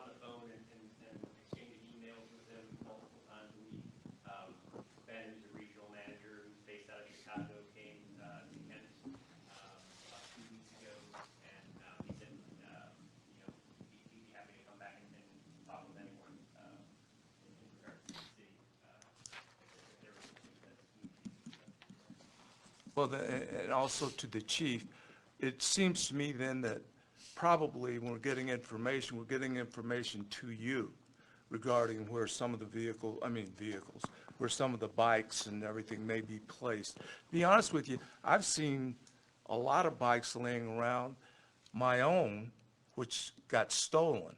And these people are taking these bikes, they're going to where they want to go, and then they're dropping them off. And you'll see those, but they're an aberration more than, what's normally happening with the program. Quite honestly, like I was saying before, that I'm not hearing a lot means the program must be working pretty well. It's not going to be perfect, but it apparently is functioning reasonably well, that we're not getting overridden. John probably lives in a different environment. Mine is different, so you kind of are getting that kind of, I think, feedback based on where you're at, the type of people in the area. So that's all. Thanks. Any other questions or comments for Jim? Yes, Mr. Ferrara. Might we be better served by putting a designated area somewhere in a vicinity where a lot of bikes go, such as one of the corners downtown or somewhere near some of the restaurants down there where, I've heard where some communities just have it taped off on the sidewalk that like this is inappropriate, and they get the message out that, look for the taped off area to park your bike in. So might we designate and mark some areas and to avoid some of that? And Yeah, that's a possibility. And that's what we showed. That's why we showed it in that last slide was what Oxford has done. We've thought about doing that already. The two things that come to mind that came part with it is, number one, it needs to be sort of every block, both sides of the road. That you don't want to stick one just like we had before, just at Parda, and then for the whole downtown. The other thing was not everywhere, a lot of places we had that space, there's a bike rack there already, right? So if you went to town, you probably, either side of the street, every block, there's probably a bike rack. And that's the place it should be parked, no different than the signage there. So, yes, I'm not saying no, we shouldn't do it, but as we talked about, it's like, well, where would I put that? There's a bike rack there already, or, even like where the docking station was before for Parda, literally within 20 feet, there are two bike racks sitting there by the door to the facility. So, but I do agree with you that maybe we need to be a little more direct, and that's why we included in our agreement with Kent State some commitment that we would put those kind of things in place to help the program function better. The key is where those places are, and that's where we would be talking to VO Ride as where they see usage being driven to. Thank you. Okay, I could do the formality and turn this into a question, but. No, I think we're having an open discussion, John. But I actually think, this is a tremendous idea that needs some control, and the main abuse of it that I see is from center of town to East Main Street corridor. And so maybe you should put a yellow banner on those bike racks and a yellow pole in the ground with a banner on it every other block going up Main Street or something, and make those designated areas. You said center of town down along East Main Street, east of town. Okay. That's where I've seen the most abuse. I've seen it all over, but that's where the most has been. I've seen the same thing. That was the area that was most concerning to me when I was driving around and looking. And again, it was because there's no real place to put it, whereas downtown, we have wider walks. Except for the guy at College Towers with the electric wheelchair that was pushing the bike off the road. That's something that we can talk about. Any further discussion? I don't think there was any action, right, because it was a report, basically. Yeah, Heidi, you had your hand. Yeah, I'm looking at this, and it says, need help, call 855-AO-2256. Is that the hotline? Yeah. Right over your head. Okay, so all of us could have a hotline. Keep 'em busy. And that's one way that we could, contribute to reporting the bikes that seem like they're really out of place or knocked over or. I do the same thing that Jack did. I mean, when I canvassed the area, I just picked up moved the it. bike. Yeah, You know, just moved it. You know, A lot of times I seconds. drive no by, different than so- I pick up trash when I'm walking downtown, you know, pizza boxes, napkins, all the other stuff. I mean, it takes a community to make a great place, and, you know, in part, this just seems to be one more thing. We'll just clone you. Mike? After seeing the map where the operation area is, where, Mhm. you know, it makes a lot of sense to me now, where I see those bikes laying. Okay, Because they're like on the edges of where you can use it. yes, And yes. as I can see them on Lake Street, Right. right there about 100 feet up Lake Street. You know, I see them like, so it makes a lot of sense now that I see that map. And that map was an old version. The newer ones pushed the boundary north. Because my thought was that students who live in that area rode it across the street, and they couldn't park it farther up, so they left it there. VO Ride on their own or with Chris has changed that area, and it's farther north, and so that they don't have to leave them in that little strip on East Main. They're up Lake Street though, you know, like where they go up Are- Lake Street, they're like, all of a sudden there's 3 or 4 bikes. Right, And I'm going, good why are stuff. they all there? I've seen, Now I understand. right, I've seen bikes on River Street typically by apartment complexes, okay? You know, it's people who, so students are living there and going to campus, so. At least I can answer questions. Why are those bikes always parked there? 'Cause that's where they can lock them. Yes, that's right, that's right. Any other comments or? Roger, the only Yes. final thought is, please, at least for a while, let's try to use that hotline. The chief, I know, would certainly say that her officers can help, but in the scheme of crime, we're still a small force, and let's make sure the company can do it let's give them a shot. It sounds like we haven't been using that yet, and so maybe that'll be, more responsive than some of the concerns. And again, if it doesn't work, I think, the only thing I don't know, Jim or Chris, I don't know, we are sort of, as a diehard biker, even I go indoors soon. So I think it is going to drop off significantly. So are you figuring you're not really going to look at any significant changes for this season? It's something you would maybe do start of the next year, or no? Am I wrong on that? This is the time. I think for this season, there'll be a reduced number of bikes out there, no matter what, right? I mean, that's what was discussed before. And as far as making changes to parking areas, I think we would make those anytime. I mean, we're not going to wait. If we notice a problem and we can see a solution, like Garret had talked about, or Mike had talked about, or John had talked about, we would take that action as soon as we could. They got all winter to look at them. Okay, thanks. Is there nothing else? Okay. Thank you, Jim. Nice job. I have a hunch you're up again, though, right? I think so. Yeah, the next we have the update on the city's 2019 capital project. Yeah, so we've been using this format. What we found is when it comes to the cap plan, most people are just particularly interested in what we've been doing. I mean, the cap plan's great, but it's kind of like the next year, well, the next 5 years, but in particular, the projects that are really dialed in are in the next year, so 2020. So before we jump right into 2020 with the capital plan, we found that you guys have valued and I don't know if enjoyed Jim's presentation is the right word, but the staff would say endured Jim's presentation. I will say, invited my son to come tonight. He said he'd go hang out at Tree City Coffee instead of listening to me, so. No, but in all candor, I think you guys always find this very valuable, and so we kind of look forward to doing our rundown of capital projects, what's been going on, and much of which you'd know about, but a lot of it you also be surprised at how much we got going on. So, Jim? Thank you, Dave. It's been a good year. Staff has got a ton of things done, and a lot of things done in what we believe is the priorities that you have set for us in moving forward, especially in neighborhoods like the South End and others. So I'll go through what I attempt as quickly, just sort of touching on the high points. I like to touch on things that I know we get questions about, that we would assume you're getting similar questions, or about things that we just think are unique that you may want to hear about. So the first couple projects are actually in our treatment facilities.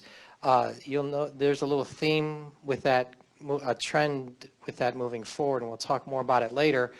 But the first project was, I think all of you have been to the water treatment plant.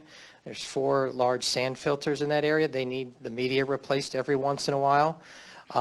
So that was done this last year. The picture on the bottom is actually the sedimentation and the minerals that deposited in that area.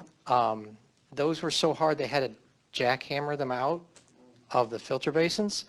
So you can imagine that's not promoting efficient use of those facilities. And just to give you some perspective of the size, that's one of the basins. And you can see 2 people in there working, trying to get those sediment buildup out. And this is what it looks like when it's cleaned, or when it was originally done, and then when this new sediment, the new sand filters get put in place. So it was quite a bit of work to get that done. But as you'll see, as we move to the water rec facility, we were also doing work there. The water rec facility hasn't had major rehab since the 80s. It's run by many electrical, mechanical equipment. And so Bill was trying to, he has 5 separate phases to replace all the motor control systems. So 1 phase was completed this last year. The difficulty of doing this is you've got to keep the plant in operation while you're doing these control changes. Okay, we can't just not treat the waste that's coming downstream. So there's 4 more phases to go on this, and we'll be talking about that again a little bit later. So now moving to some of the more typical stuff that people will see out in the community, at least if you live in that neighborhood, that is, okay? Many of you may not have seen, but on Valley View and Morris, there was a storm sewer that was collapsing. There's an image of it in the middle of that slide from the camera that was taken. And typically storm sewers don't have a shape of a V, and they're not cracked, and the joints aren't separated. But what was happening on Valley View is you could walk down the street and there would be sinkholes in the tree lawn, sidewalks that would be collapsing because of the storm sewer, because the soil was going into the storm sewer system. So during that section. So when we had to redo the storm sewer, there was water line breaks in that area as well. So we said we combine these projects together, and then by the time we disrupted all of that, we were replacing curbs, sidewalks, and it needed resurfaced. So we lumped it all together, got OPWC to pay for almost half of it, and then did that here this summer. It took about 4 months, but if you ask the people who lived out there, they probably tell you it took about 4 years. But it was able to get finished here in October. And one of the difficulty is just redoing their driveways. You know, when you choose to have your driveway done, you sort of understand when the contractor tells you you need to stay off of it for 7 days. But when we come in and say we're redoing their driveway, I don't want to park somewhere else, you know, and you can sort of understand that. So, yes. Was there a cost to any of the homeowners? No. This project? No. And that's because the sewer replacement and the water work is what drove the curb and the other stuff to be done. Yes. And did they restore all the yards back? I know there was one yard up there, I got a call from one time, and I said, give them some time. It was all the way up. It was really, I know that moved. Yeah. So, yes, it's all been restored, but we do recognize that we'll be coming in later if someone calls us up. And what we do now is we get a local landscaper and we bring them in to do the final touch-ups than trying to force the contractor who's from out of town, who's really not first in doing that kind of stuff. So, we learned that from Hard Knocks. And so, another utility job on Hudson Road, we replaced the water main from Fairchild to Whetstone. We replaced it mostly because it was undersized and old. So there was a significant number of breaks for a long period of time, and then most of the line up there is actually was 4 inches. So we call it fire flow, which is basically how much water the fire department can get out of the hydrants to then fight a fire. With a 4-inch line for a way, that provided a restriction. So when we upped it to 8 inches, we basically got a 400% increase in the ability of water for them to fight fire. So the difficulty with this is the fact that basically we had to build it in the summer when school was out, being so near the high school and the middle school. Rhonda took care of that, did a great job coordinating with the schools. And again, this is another one that it was of the right size and need that we could get OPWC to fund, again, a significant portion of this one as well. In addition, Rhonda was very passionate about this with me. She replaced all the sidewalks up the east side because they were in poor condition and we were damaging it as we were going through. So, and we're, you know, we take those opportunities wherever we can. That constituted about a third of a mile of sidewalks that got done with this project that isn't a sidewalk project. So, speaking about other projects that got sidewalk done that weren't sidewalk projects, 43 traffic signals we talked about last year, so I won't regurgitate that part, but the parts that were done this year, you've seen the second westbound turn lane on 261 that was added. What you don't see is now 7 signals have been added to our central control system. I just talked to John about it this morning. I think now 26 out of 42 signals are now on our central control system. And that allows us to do coordination for that system. So when this project was finished, what looked like it was finished in May, all the paving was done and the curbs were placed and the signals were up, it actually wasn't done. The signal timing and coordination didn't get finished up until October.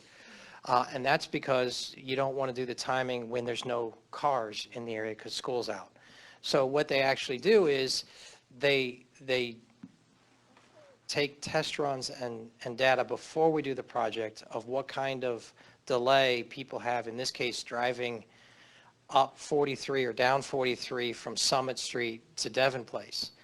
And they measure how many times they had to stop, and they measure how long a delay they had waiting. So without adding any lanes or any pavement, just by changing the system, the delays and number of stops dropped by 40%.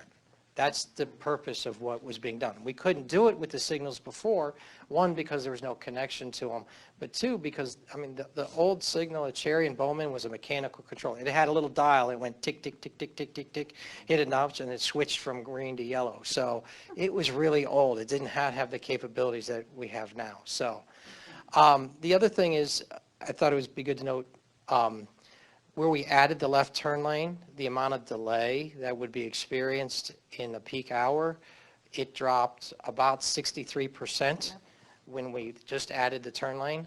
Again, not a lot of pavement, but just a little bit where it was needed. And the total delay for the westbound movement was dropped over half. So those are the kind of things that my understanding from working here and from before is that's what is expected. It's not to add pavement, but to manage traffic better and manage delay better with advanced equipment. So now, this annual street and sidewalk program, which is where we spend the bulk of the city's capital money each year. Dave Coffey would always ask, do you really need that much money, Jim? And Dave Roller would say, yes, okay, I don't have to do it. I mean, that is, we understand this is the priority. This year, we got 13 streets milled and resurfaced. 10 of those 13 streets milled and resurfaced. 12 of those included doing all the concrete work, including sidewalks in that area as well. So basically, if you went down and looked at Dodge Street right now, it looks like a new street with repaired concrete pavement, everything smooth. You can walk from one end to the other, okay? And we did that at 10 different residential streets, whether it's Danzel, Sherry, Brady, School, Dodge, and others. So in addition, we had some streets that we just did pavement because there was no sidewalks, and then we had some streets where we just did sidewalks because they needed to be done. They were the part of the complaints that we receive, and we get through those, some amount each year. We did Grant and South DePaistre this year, which totals $150,000 of just sidewalk work on just those 2 streets, which comprised of 10% of the entire budget for the street and sidewalk program. And that's just for Grant, and South DePeyster. That does not include any of the other sidewalks that were done on the other 10 streets in the other neighborhoods that were done. Yes. Was there any cost to, say, rental property owners or anything like that? Yes, yes. So this year they worked with over 130 different owners With aprons? to be charged for sidewalk and concrete work. That totaled over $100,000 worth of bills that'll be coming back to the city from just this year's work. So we're affecting and getting to a lot of places and a lot of people, and we're doing it in a way to keep our costs per square foot down so that we can get more done. I'm very appreciative of the work you guys have been doing on that. It's noticeable. Thank you. I'll let Pat know. In addition to those 12 streets, there were 12 or 13 streets. There were 16 streets that got heavy pavement repairs and seal coated. I'd say heavy pavement repairs because you have to really understand, we're spending over $300,000 just doing pavement repairs on these streets alone. These smaller streets like Walnut, we did a few years ago in the south end, and others in that area. And then we seal coat them over. So when it's all said and done, the street looks smooth. It's got a smooth surface. I know the stones are problematic and they get swept up and they're still not all gone, but by next year it sort of looks more like asphalt again. But we've got about 16% of our road network is maintained like this. That's how they were built, and it's an effective, efficient way to keep them going. So in total, we got to over 25 different neighborhood streets doing their pavements, their sidewalks, and curbs and other things. So, in addition, we worked with the county to pave Mogador Road. Actually, the county did the work. We're going to send them a check once they send us a bill. This is from Howe to 261. Next year, we'll be doing from 261 to Cherry. Don't ask when we're going to do Cherry to Summit because we didn't get funding from AMATS this time. So we're still trying to find a way to make that a cost-effective project to do because frankly, resurfacing that would take up over half of the annual street and sidewalk program's budget just for that one piece of road. So normally we don't talk about what we're going to do next year, but we get calls and questions all the time about West Main Street. I know you guys get questions all the time about West Main Street. It's going to be paved next summer. We got plans in our office 3 weeks ago from ODOT to review. The project's about $1.2 million to mill and resurface it and do some additional pavement repairs that AMATS has matched our funding to help make it so that the road lasts longer this time once it gets resurfaced. So that will be done next spring, next summer by ODOT. So moving on to something else that's going to be dealt with next summer is some work at the wastewater plant, the water reclamation facility. The picture up there is what they call primary clarifier number 2. We have 2. It's a 60-foot diameter tank that it's our secondary tank, so it's not used unless there's an emergency. They were doing some regular maintenance earlier this year and put it into service. It was working for a little while, and then apparently a weld broke. That arm that you see up there rotates slowly. It hit the break in the weld, and that arm is supposed to be straight, which it's not if you look at the center part. So the weld broke, the torque limiter failed, and the shear bolt didn't work. So all these things happened, and now it's inoperable. So it needs to be fixed to the tune of about $500,000 to replace it, to rehab it, because circa 1980 equipment isn't in existence anymore. So, and we've talked to several different, we got an opinion from one consultant, and we brought another one in who we know, and they said the same exact thing. So that'll be done next year as an emergency, but it also sort of leads to what's going on at the water reclamation facility right now. As I mentioned earlier, its last major rehab was in 1985, and there's several areas that need to be rehabbed in the plant, okay, that are in the capital plan that you have on the desks right now. But the heat digesters, the secondary clarifier, the motor control systems, the aeration basins, and the primary clarifiers, you add all those up, it totals somewhere between $6 and $10 million in the next 5 or so years to try to get this done. So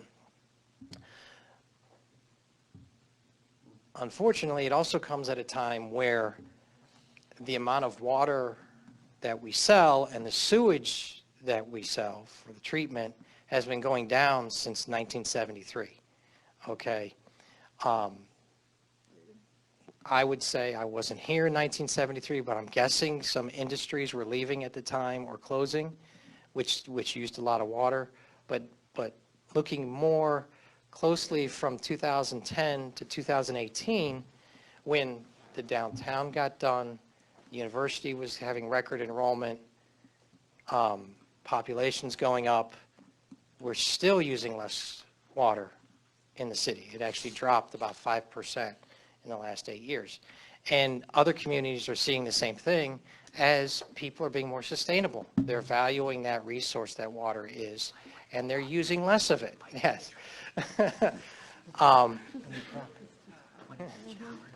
So unfortunately, what that ramification is that it still costs about the same to treat 4.5 million gallons a day versus 2.5, because it's in the people. You still need the same number of people to run the plant. Yes, there's some utility savings. Yes, there's some chemical cost savings, but they're not the bulk of the costs to run the facility. So I think in the area, in the region, what people are seeing is we're going to be paying more for the same because we're using less of it. Okay. And the good thing about here in Kent that's not in other places is what you guys did 8 years ago or so with the rate stabilization plan. You set it up so that, could you imagine if we weren't raising rates over these last period, this 8 years, because as less is being used and the rates weren't changing, that we'd be bringing in much less revenue each year, which would have put us in a worse position now that we're looking forward as our treatment facility, like others in the region, are getting older. So we're working together to come up with sort of a multifaceted approach to get these issues dealt with, okay, that just isn't about raising rates. We're looking at OPWC. We've combined some projects in the plan to start trying to get outside money to help get some of this stuff done that's not so much on the backs of the people who pay, the ratepayers. So that's going to be a sort of looking ahead for the next 5 years or so, is you're going to see some change. When we come in for OPWC grants, it's not going to be for just pavement all the time, but it's going to be a lot at the wastewater treatment plant. So. Is there not some technology that this seems like this would drive some enterprising people to create some kind of new technology that you could have fewer people operating a plant then? Yes, there is, but you have to understand that no matter what, if there's a problem at the plant, you have to fix it right away, because any kind of overflow is a violation from the EPA. So I don't know exactly how Bill's doing it at the plant. You probably know better, so. Yes. Right now, they're currently really only running 2 shifts, and the 3rd shift is actually manned by a guard at night to cut some of those costs down. But Jim is exactly right. We still only have 2 people that are on call, and they're on call 24/7. So if something happens during those hours, we're bringing them in, and then unfortunately, that's going to be on overtime as well. But we do our best to keep it down. They are looking at those kinds of things and trying to upgrade our SCADA. The sad part is that the plant itself runs this exact same as it did in 1964 or 67 when it was built, because it's doing the exact same thing. But the EPA, with their mandates, continue to have greater restrictions on what can flow out. And that's why you'll see things changing, becoming more expensive, and things such as this clarifier needing to be updated and upgraded. Did that help? Okay. So there'll be more of this in the future, but that's what we're looking at as we try to get these kind of issues resolved here in the next 5 to 10 years. So a couple other things. You know, a lot of times we talk about larger projects, bigger things, but we do understand that what makes people a better place to live is sometimes the small stuff. So we do deal with some small issues that come up on a regular basis. Actually, we added into the capital plan about 2-3 years ago this miscellaneous active transportation line that allows us to do some stuff to help bike, walking, and transit.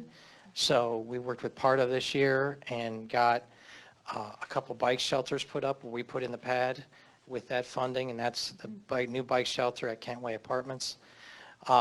We also added a connection at Lower Drive from Akron Boulevard to Lower Drive, which gets people off of Akron Boulevard and Monroe Falls Kent Road for a little bit.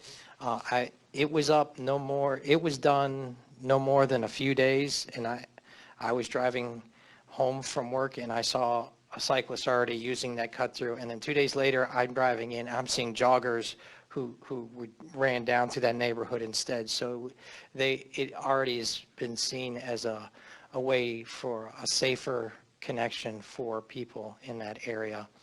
And then, you know, I think it was at the end of last year where we actually worked with College Town Kent to get the sidewalk connection from the parking lot that used to be a big mud hill, if you remember, down near Pizza Fire.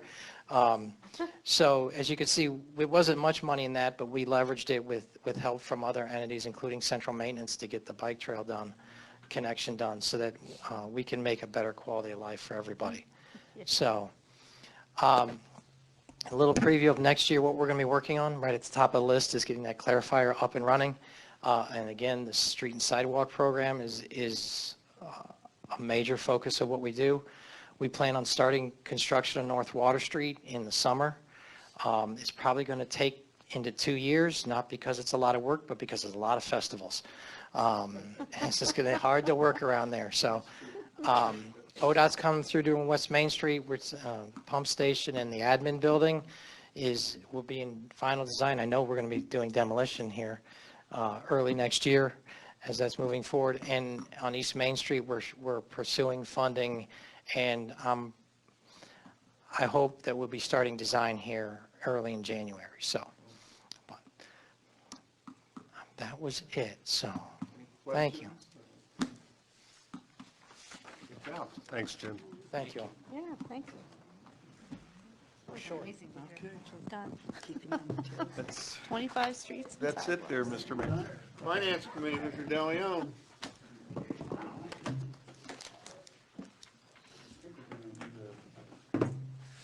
Operating levy. Operating levy resolution. Yeah, we need to take the next step if we can. And I know Dave's been working with our, was it certified financial advisor or something like that? I forget the official title, but they're the ones that help us put all this stuff together, so that Hope's good with it. She gave it the thumbs up, but it has to do with the next step to be able to put our general operating levy on the ballot in March. So actually, it's somewhat procedural, I think, at this point in time.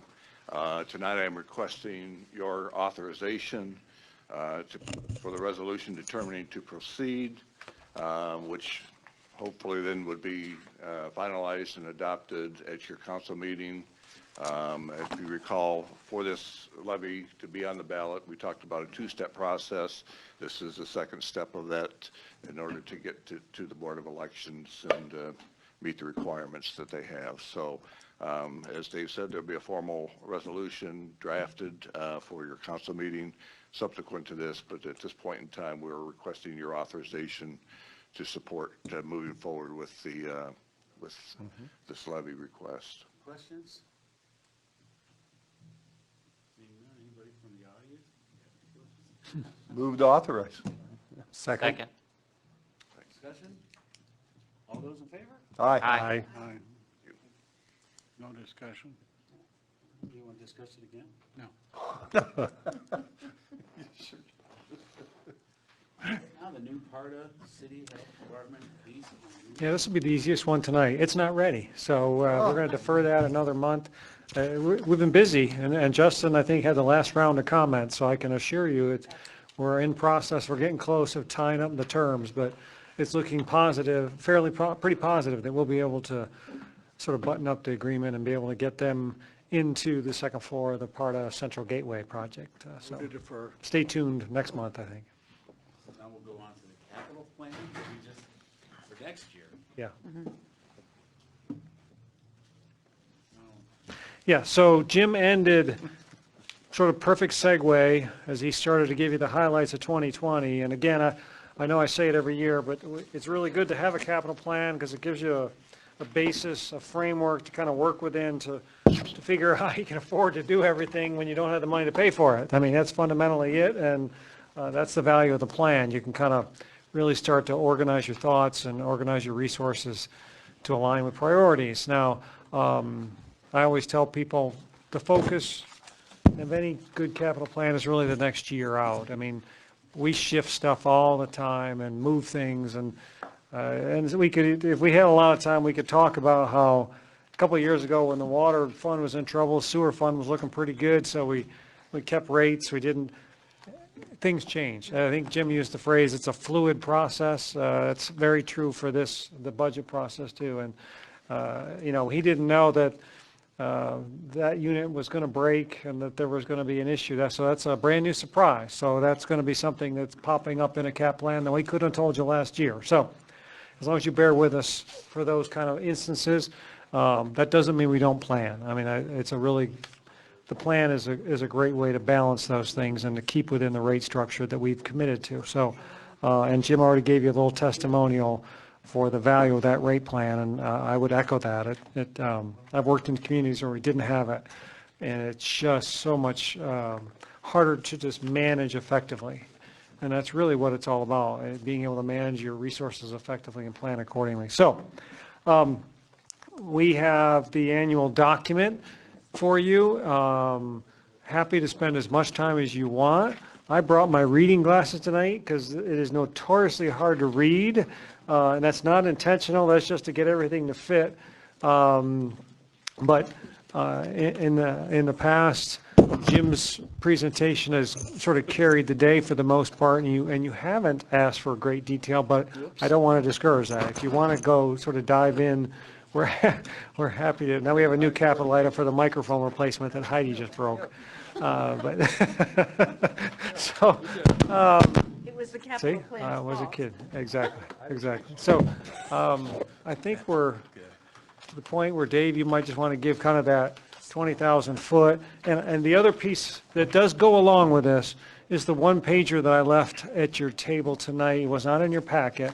I have more if you've recycled it already, but it's just the summary of the rates, the water and sewer rates, because those are built into the capital plan as it's presented tonight. And right now it's a 3%, which is what we have generally said as to match inflation. Those would kind of be the baseline rates. Jim gave you a little spoiler alert that we're going to probably have to do something with sewer. But for right now, we want a little more time to kind of, the phrase we used was a multifaceted approach to figure out how we're going to pay. Remember, he just said, let's just say $6 million in the next 5 to 6 years. That blows our budget. So we're going to have to get creative and resourceful. And he said, we'll probably use more OPWC money for that. We've talked about, hey, look, the one good thing that we have going for us right now is money's pretty cheap to borrow. And so maybe it's time to look at some sort of borrowing for kind of a bundle of sewer improvement work that needs to be done at the plant. We're not there yet, but those are the kind of things that we're going to probably look at internally for the next 6 to 9 months and come back to you, whether it's, my humble opinion is it'll be something we will build into next year's proposed cap plan. So by August or so, when we're starting to put this together before we present it, I think that's when Well, yeah, he doesn't care. He's retiring, Right, so right. he knows that. So, and this is, yeah, I mean, I do want to, it's a moment, Dave and his staff, certainly Jim and Melanie, and then the chiefs, I mean, all the departments are involved. Jim and Melanie do the bulk of the work, and then Dave Coffey and his staff double check it all and really grill everybody about it. So in his final year, I will say he's done a tremendous job for us. This is another outstanding capital plan. I mean, you have so much to be proud of. I mean, I don't know if you realize it because you haven't necessarily had the benefit of sitting in other cities or paying attention to some of the struggles that other cities go through with their capital programs. You have made it about as efficient and effective and productive as possible. And I say you, but that is we. I mean, there's a lot to do with the finance director and his staff. He plays his role really well, as you know. He doesn't like to spend money, so that's what his job is in the process. And he keeps us all in line, and he keeps us in a really good standing with a lot of fluctuations in the marketplace. I mean, it's really no different than what Garret deals with. We have fluctuations in our marketplace that are awfully hard to predict. And somehow Dave figures out a way to allow Jim to do what needs to get done and allows us to keep the doors open in between. So I just want to take a moment to say thank you for all the work you've done through all the years. I know you're not leaving yet, but I'm very grateful. And I will miss your partnership at the table when we put this together. Thanks, Dave. I appreciate that. This is my, I believe, my 11th budget presentation, budget that I've advocated on behalf of, at least, and I've enjoyed it. Thank you. I appreciate that. So that concludes our presentation tonight. That question. 11 years to get to that? It's worth a try, you know, I mean, right? Go through it here, at least. Nice job. I always considered a tough act to follow, Jim Bowling's annual show and tell slideshow and all, but I do take some solace, at least, in knowing that my boring book of numbers is actually where all of it, with the exception of emergencies, actually begin with the boring book of numbers. So that being the case, you know, as Dave said, I hope to take a fairly high-level summary of this at this point in time. But just to restate, you know, the way that we approach this is, first of all, we take the current fiscal year, 2019, we true it up to where we are. That's our starting point. And then we begin working on the subsequent years. Obviously, 2020 at this point in time was our priority, our main focus. And I always want to add, as I think Dave indicated as well, that this is most certainly a collaborative process. This is not David Coffey's work, but this is a compilation of work from Jim Bowling and Melanie and the chiefs, both of them. Even Bridget, I think, might have had something in it this year, but you know, in all honesty, we do pull in citywide for input into this. Granted, that doesn't mean it's everyone gets an equal share by a long shot, but everybody at least gets to voice what their needs are, their concerns are within their own operations, public safety, police and fire. We want to certainly make sure that they maintain the vehicles, the equipment, the facilities that they need in order to serve the community the way that they do at this time. Community development, they've got, I think, a vehicle in there.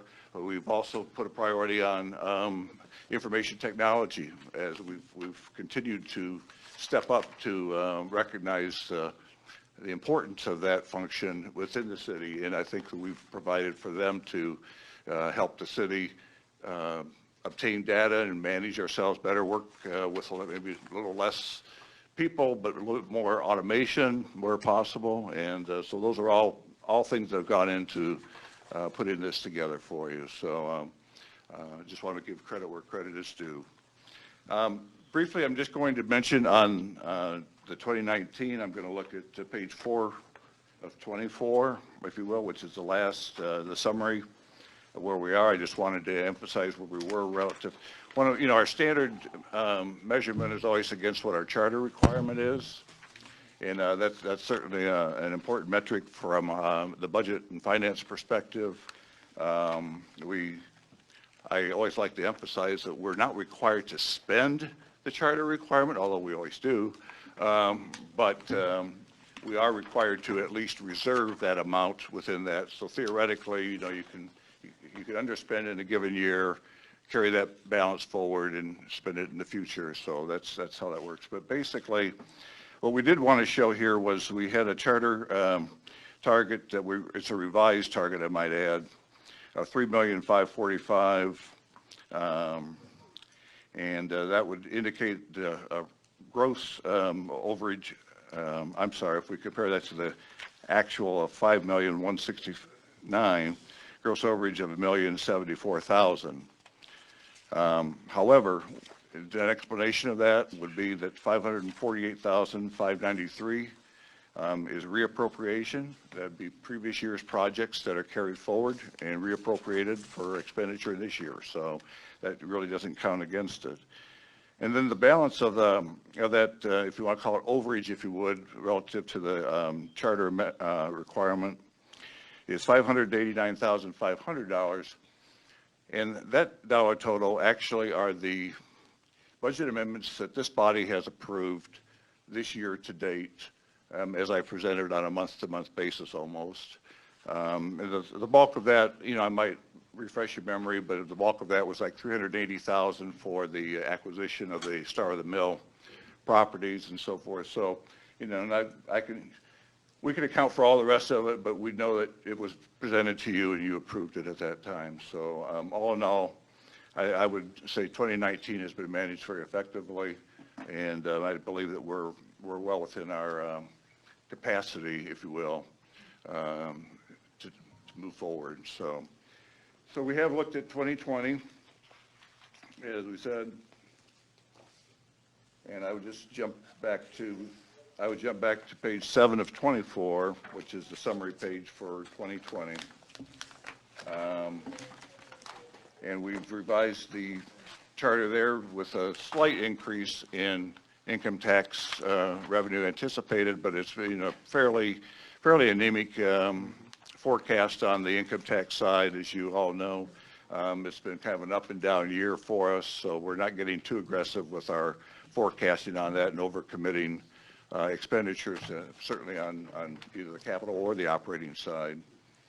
So we have, we're showing currently $1,657,992 above the charter requirement. But I want to be quick to add that the vast bulk of that, $1,005,000, relates to the new administration building. Okay, but for accounting purposes and all that, we have to show that. I mean, it is city money that's being expended if you approve this plan. So we're going to have to show that as an overreach technically, but we know why and where that money came from. That's been reserved all these years since the sale of our previous properties. So in effect, really, that leaves us with just a true budgeted overage for 2020 of $157,992, which I would propose is an acceptable plan, given the needs that the city has at this point in time. So, Jim's alluded to that. As we've done in past years, the sheer volume of these numbers, I don't intend to go into each one, but I'd be happy to answer any questions you may have on a specific level. What is probably the most pressing thing at this point, again, trying to keep this as brief as possible in the summary, is if you would go back to the back pages that we refer to as our projections for fund balances. And if you want to catch up with me, it's the first thing is the analysis of the water fund. What page is that? Doggone it. Doesn't have no page number. It's like the third from the back, maybe. It looks a lot like this. All right. Very bad. It's this one here. It's the fourth from the back, Thank you. right? I got that right? Yeah. first of these, it's the first of these large sheets. Yeah, that's it. And this is really where we're trying to forecast exactly the impact on the fund balances particularly. So as Jim talked about it to a great extent, we were talking with the water fund. If you recall, a few years back, we were really challenged in the water fund. We were really sweating because we just were not quite able to keep up with the requirements and the demands of funding, and consequently, the forecasts were not that good. So we did get kind of back to, if you will, the original stabilization plan with 8 and 9% increases, which has considerably helped this fund come back to, I would call, a very positive, healthy, and stable level. In particular, what I would ask you to look at is the middle of that spreadsheet, where it's highlighted in yellow, is our net operating after debt service. And as you will see, those numbers across the years are remaining pretty stable. And I believe that that's a very strong indication of the fiscal health of this particular fund. And because from that point on, we know we're covering our day-to-day operations, the distribution process and so forth in water, and that's critical. So everything beyond that then becomes a question of capital expenditure. And again, we look at capacity, and we are currently projecting, I'm sorry, oh. So we are projecting the $1,010,500 capital expenditure for 2020, which would leave us with a carryover balance of $1,457,718. That's our estimate, which is 44.28% of our operating, and that is well above our fund balance policy of 25% minimum. So I believe that, frankly, at this point in time, that whole fund is showing a very viable, very sustainable position. Now, we don't know what tomorrow will bring, but for the present, this is where we are. So if you'll go over to the next page, please, the sewer.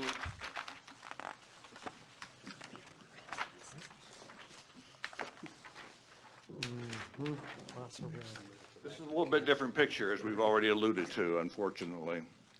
The sewer fund is positive through 2020, but we're at risk to go negative in the beginning 2021 and beyond on the fund balances on this at this point in time, based on the capital needs primarily. However, even at the net operating level, we are seeing challenges there as well. It's just it's a complex problem, and we're going to have to monitor it closely. We're going to have to manage it effectively. We're going to have to, as Jim and Dave have both indicated, use a multifaceted approach to try to heal this this problem. And it's you know, there's no magic answer to it. It's complex, and it's going to take a lot of effort. We're going to probably use it in the coming years, some combination of advancing some funds to it, perhaps from our income tax fund, temporary advances that could be repaid on a relatively short term. At least that's a no interest option to avail ourselves of cash. But ultimately, somewhere down the line, we probably will need to incur some amount of debt because of the significant infrastructure requirements that, again, that Jim has outlined previously. And of course, when you do that, you've got debt service then from that point on until that debt is retired, and that just further constrains it. So you got, it's rate increases alone are not going to solve this problem. There's no amount of rate increase that's going to resolve this. And Jim's one slide that he showed in particular, showing the billable consumption decline being steady, is one of our significant problems that we have.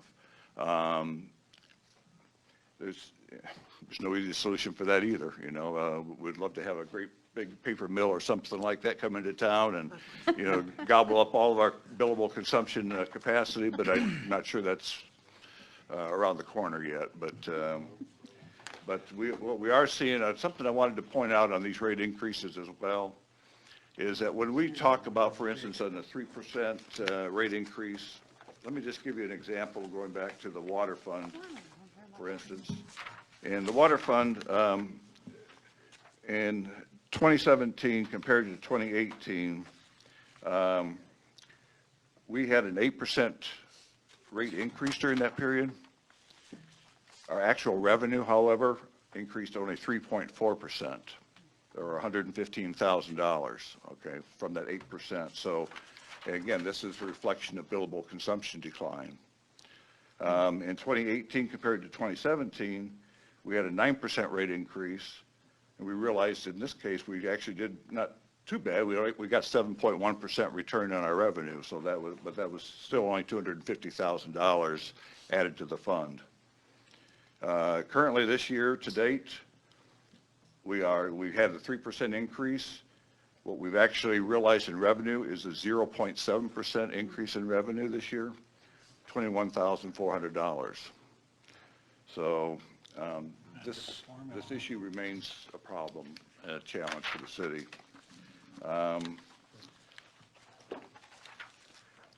Likewise, well, and this is the story. The story for sewer is even worse. Again, even with the 3%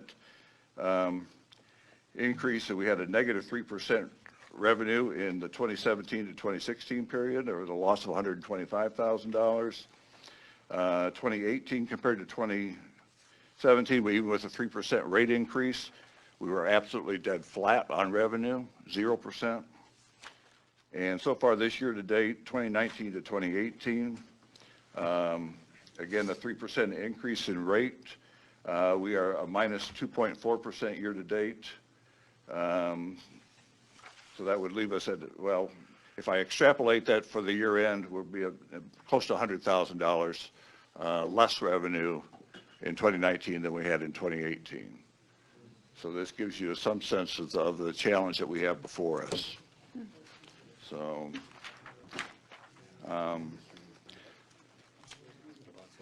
Heidi, yes? So, how many housing units do we need to build to, do we need to develop? Would it make any difference? Would what? If we started developing more and more housing units, or is it, we're talking about?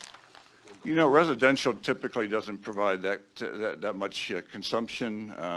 You know, it's really commercial, industrial that is where our consumption lies predominantly.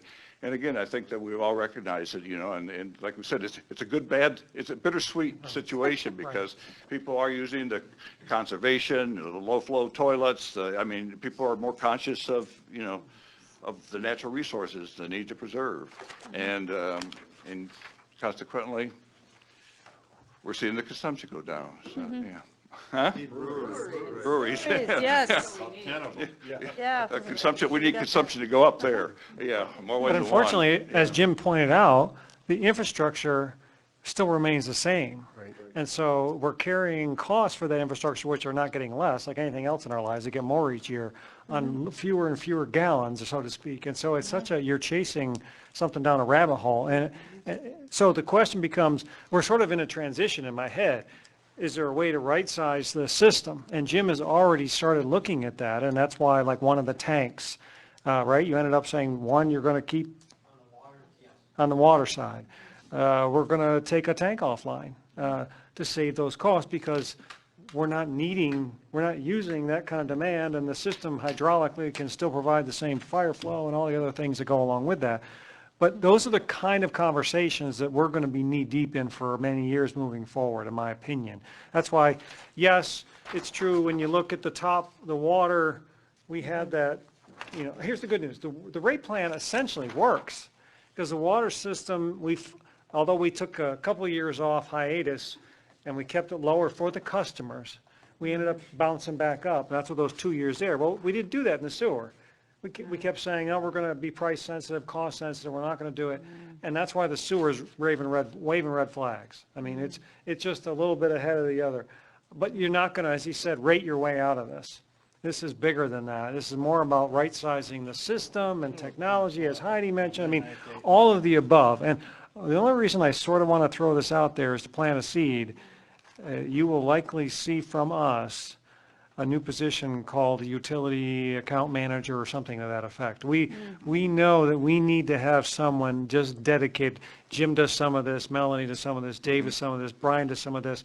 We need someone who's just working this stuff kind of 24/7 because we're in, we have more to gain than it's going to cost us to hire a person to be dedicated to figuring out the utilities and working to make sure we're optimizing every piece of the system that we can.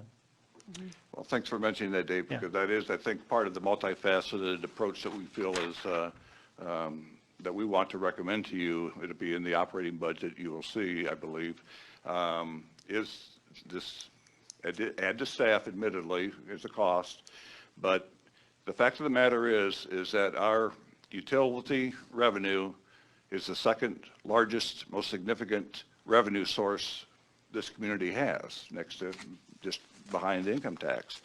And the fact of the matter is, everyone, please don't misinterpret anything here, but we have everyone in the different departments, each one, we have people in community development, we have people in service, we have people in engineering, you know, we have people in finance. We're all trying to do our best part to manage these utility funds, to the way that we administer them, the way that we maintain them, all these different things. But there's voids that we need to fill. And we believe that this position can help do that. If you recall, also I might add, I believe it was last year I talked about the fact that we wanted to up our game with our use of data and using the system to analyze the system and so forth. And it's admittedly taken a little bit longer than we had hoped. You know, IT's had a pretty full agenda to perform, but we finally got the necessary upgrade in the system, in the utility billing system. With that in place, we believe now that with the training, I think I talked about training last year at this time, that's something that we want to continue to press, is the training to use the system more effectively to extract management information, management data that we need to try to make the better decisions on these systems. And that is just real close at hand now. But we need to, I think if we were to approve and fund this position, whether we've been going around with the title, some of them call it analyst, administrator, whatever it's called. I think we all understand what the function is that we're envisioning, and it's somebody that can be dedicated to the best that, you know, I can give it my best effort, Jim Bowen can give it his best effort. We all try to do our this as much, but we don't have so many hours in a day, and we admit that we miss some things, okay, from time to time. And we don't want to continue doing that. We want to have somebody that can pull this all together. So that would be part of the operating budget presentation. So, but at this point in time, we are recommending a 3% rate increase for both water and sewer for the 2020 year to be effective right after the first of the year. And Dave's graph and handout there that will, I think, emphasizes the fact that we've tried to be very, very mindful of the impact on the community. We don't take that lightly to recommend those increases, but the circumstances demand that we continue to try to mitigate this to the extent possible.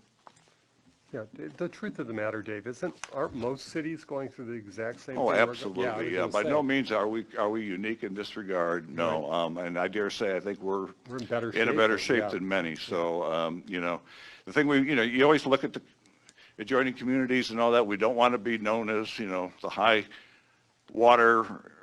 cost of water community or anything like that. I mean, this, you know, it could work against you too, you know. Mm-hmm. So we're really trying to find the sweet spot on this as best that we can, and I think we've done a pretty good job of that, actually. Come on, Jerry. Mayor? When's the last time we raised both rates, water and sewer? We raised them last March. Was it last year? Yeah, yes. Mhm. And how much was that? I think that was a 9%, no, It was 3 and 3. no, I'm sorry, it was 3, yes, it was, yeah. Okay, it's on there, all right. Yeah.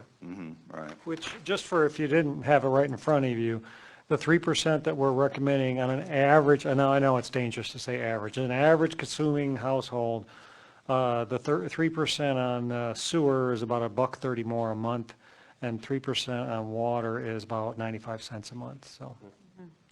But again, that's if the math holds. What he's finding, as far as the actual revenue we get, it's like 10 cents on one and negative 5 on the other. So, I mean, but at least for our purposes, this is the way we plan it out.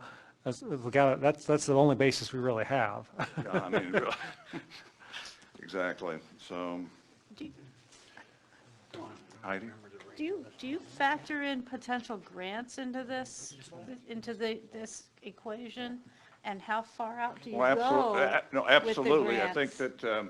Are you and- looking at grants like 5 years down the line or 3 years? A good case in point would be the NOPEC grant that we recently, the NOPEC grant that we were looking at for next year could be, it could be applied anywhere in the city. We could apply it during, our admin buildings or whatever.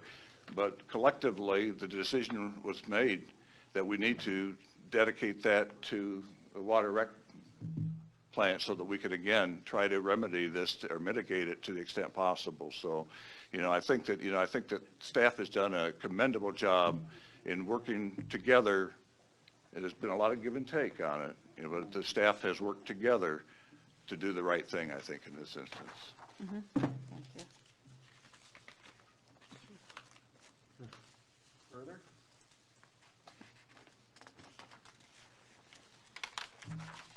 I know it's a lot to absorb, sorry about the boring numbers, but as I said, this is where it all begins. Now, it's the stormwater fund, which is like the next page. Yes? Now, we're sort of unique that we have that. There's a lot of communities that don't have that. And I don't, is there, I know I read the paper once in a while about the, representative. It's sort of a unique, we don't. It's not really unique. Do a lot of people have that? They do. Maybe on this, first band. We were, that's for, okay, maybe that's for our. On our street? Mhm. Oh, really? Yeah, so we still pay? Yeah, that's what I did. Where does it go? Yeah, I kind of skipped over the chart for stormwater, but if you'll recall, stormwater was one of the funds that we were really troubled by a couple of years ago. And when you all approved that significant rate increase to stormwater, it was effective March of 2016, I believe, that restored the health and the viability of the stormwater fund again, so that they can continue forward with the projects that are absolutely. Is there any other questions from? Seeing none, it's. Nobody in the audience. Do we vote? I'm sorry. Oh, yeah. Is there anybody in the audience? Yeah. You have a question? You have a question? We have to approve it. I'll move to authorize. I'll second. 5-year plan. I'll second that. Discussion, John? County commission, All those in favor? Aye. Aye. Opposed? Now you get to. Thank you. Good job, Mike. Thank you, Dave. Nice job. I got the discussion here sometime. One more quick item, Yes. and thank you. Budget amendments. Yes, and I am requesting committee authorization for the appropriation amendments as I've outlined in my October 28th memo to the city manager. There's just a few items there, but obviously. Come on, Gary. Don't you want that? You did it. Okay. Not done. Move to approve? Second. I'll second that. to our one audience Yeah, member. yeah. Are you sure? Blame it on somebody. Discussion? All those in favor? Aye. Thank you. Thank you. We're done. Okay. Awesome. Say, Mike, I did have. Like maybe I should have, maybe it's my job, but should we introduce Joan Seidel? I don't think the board met her. I want the park and her. Yeah. I want the park director and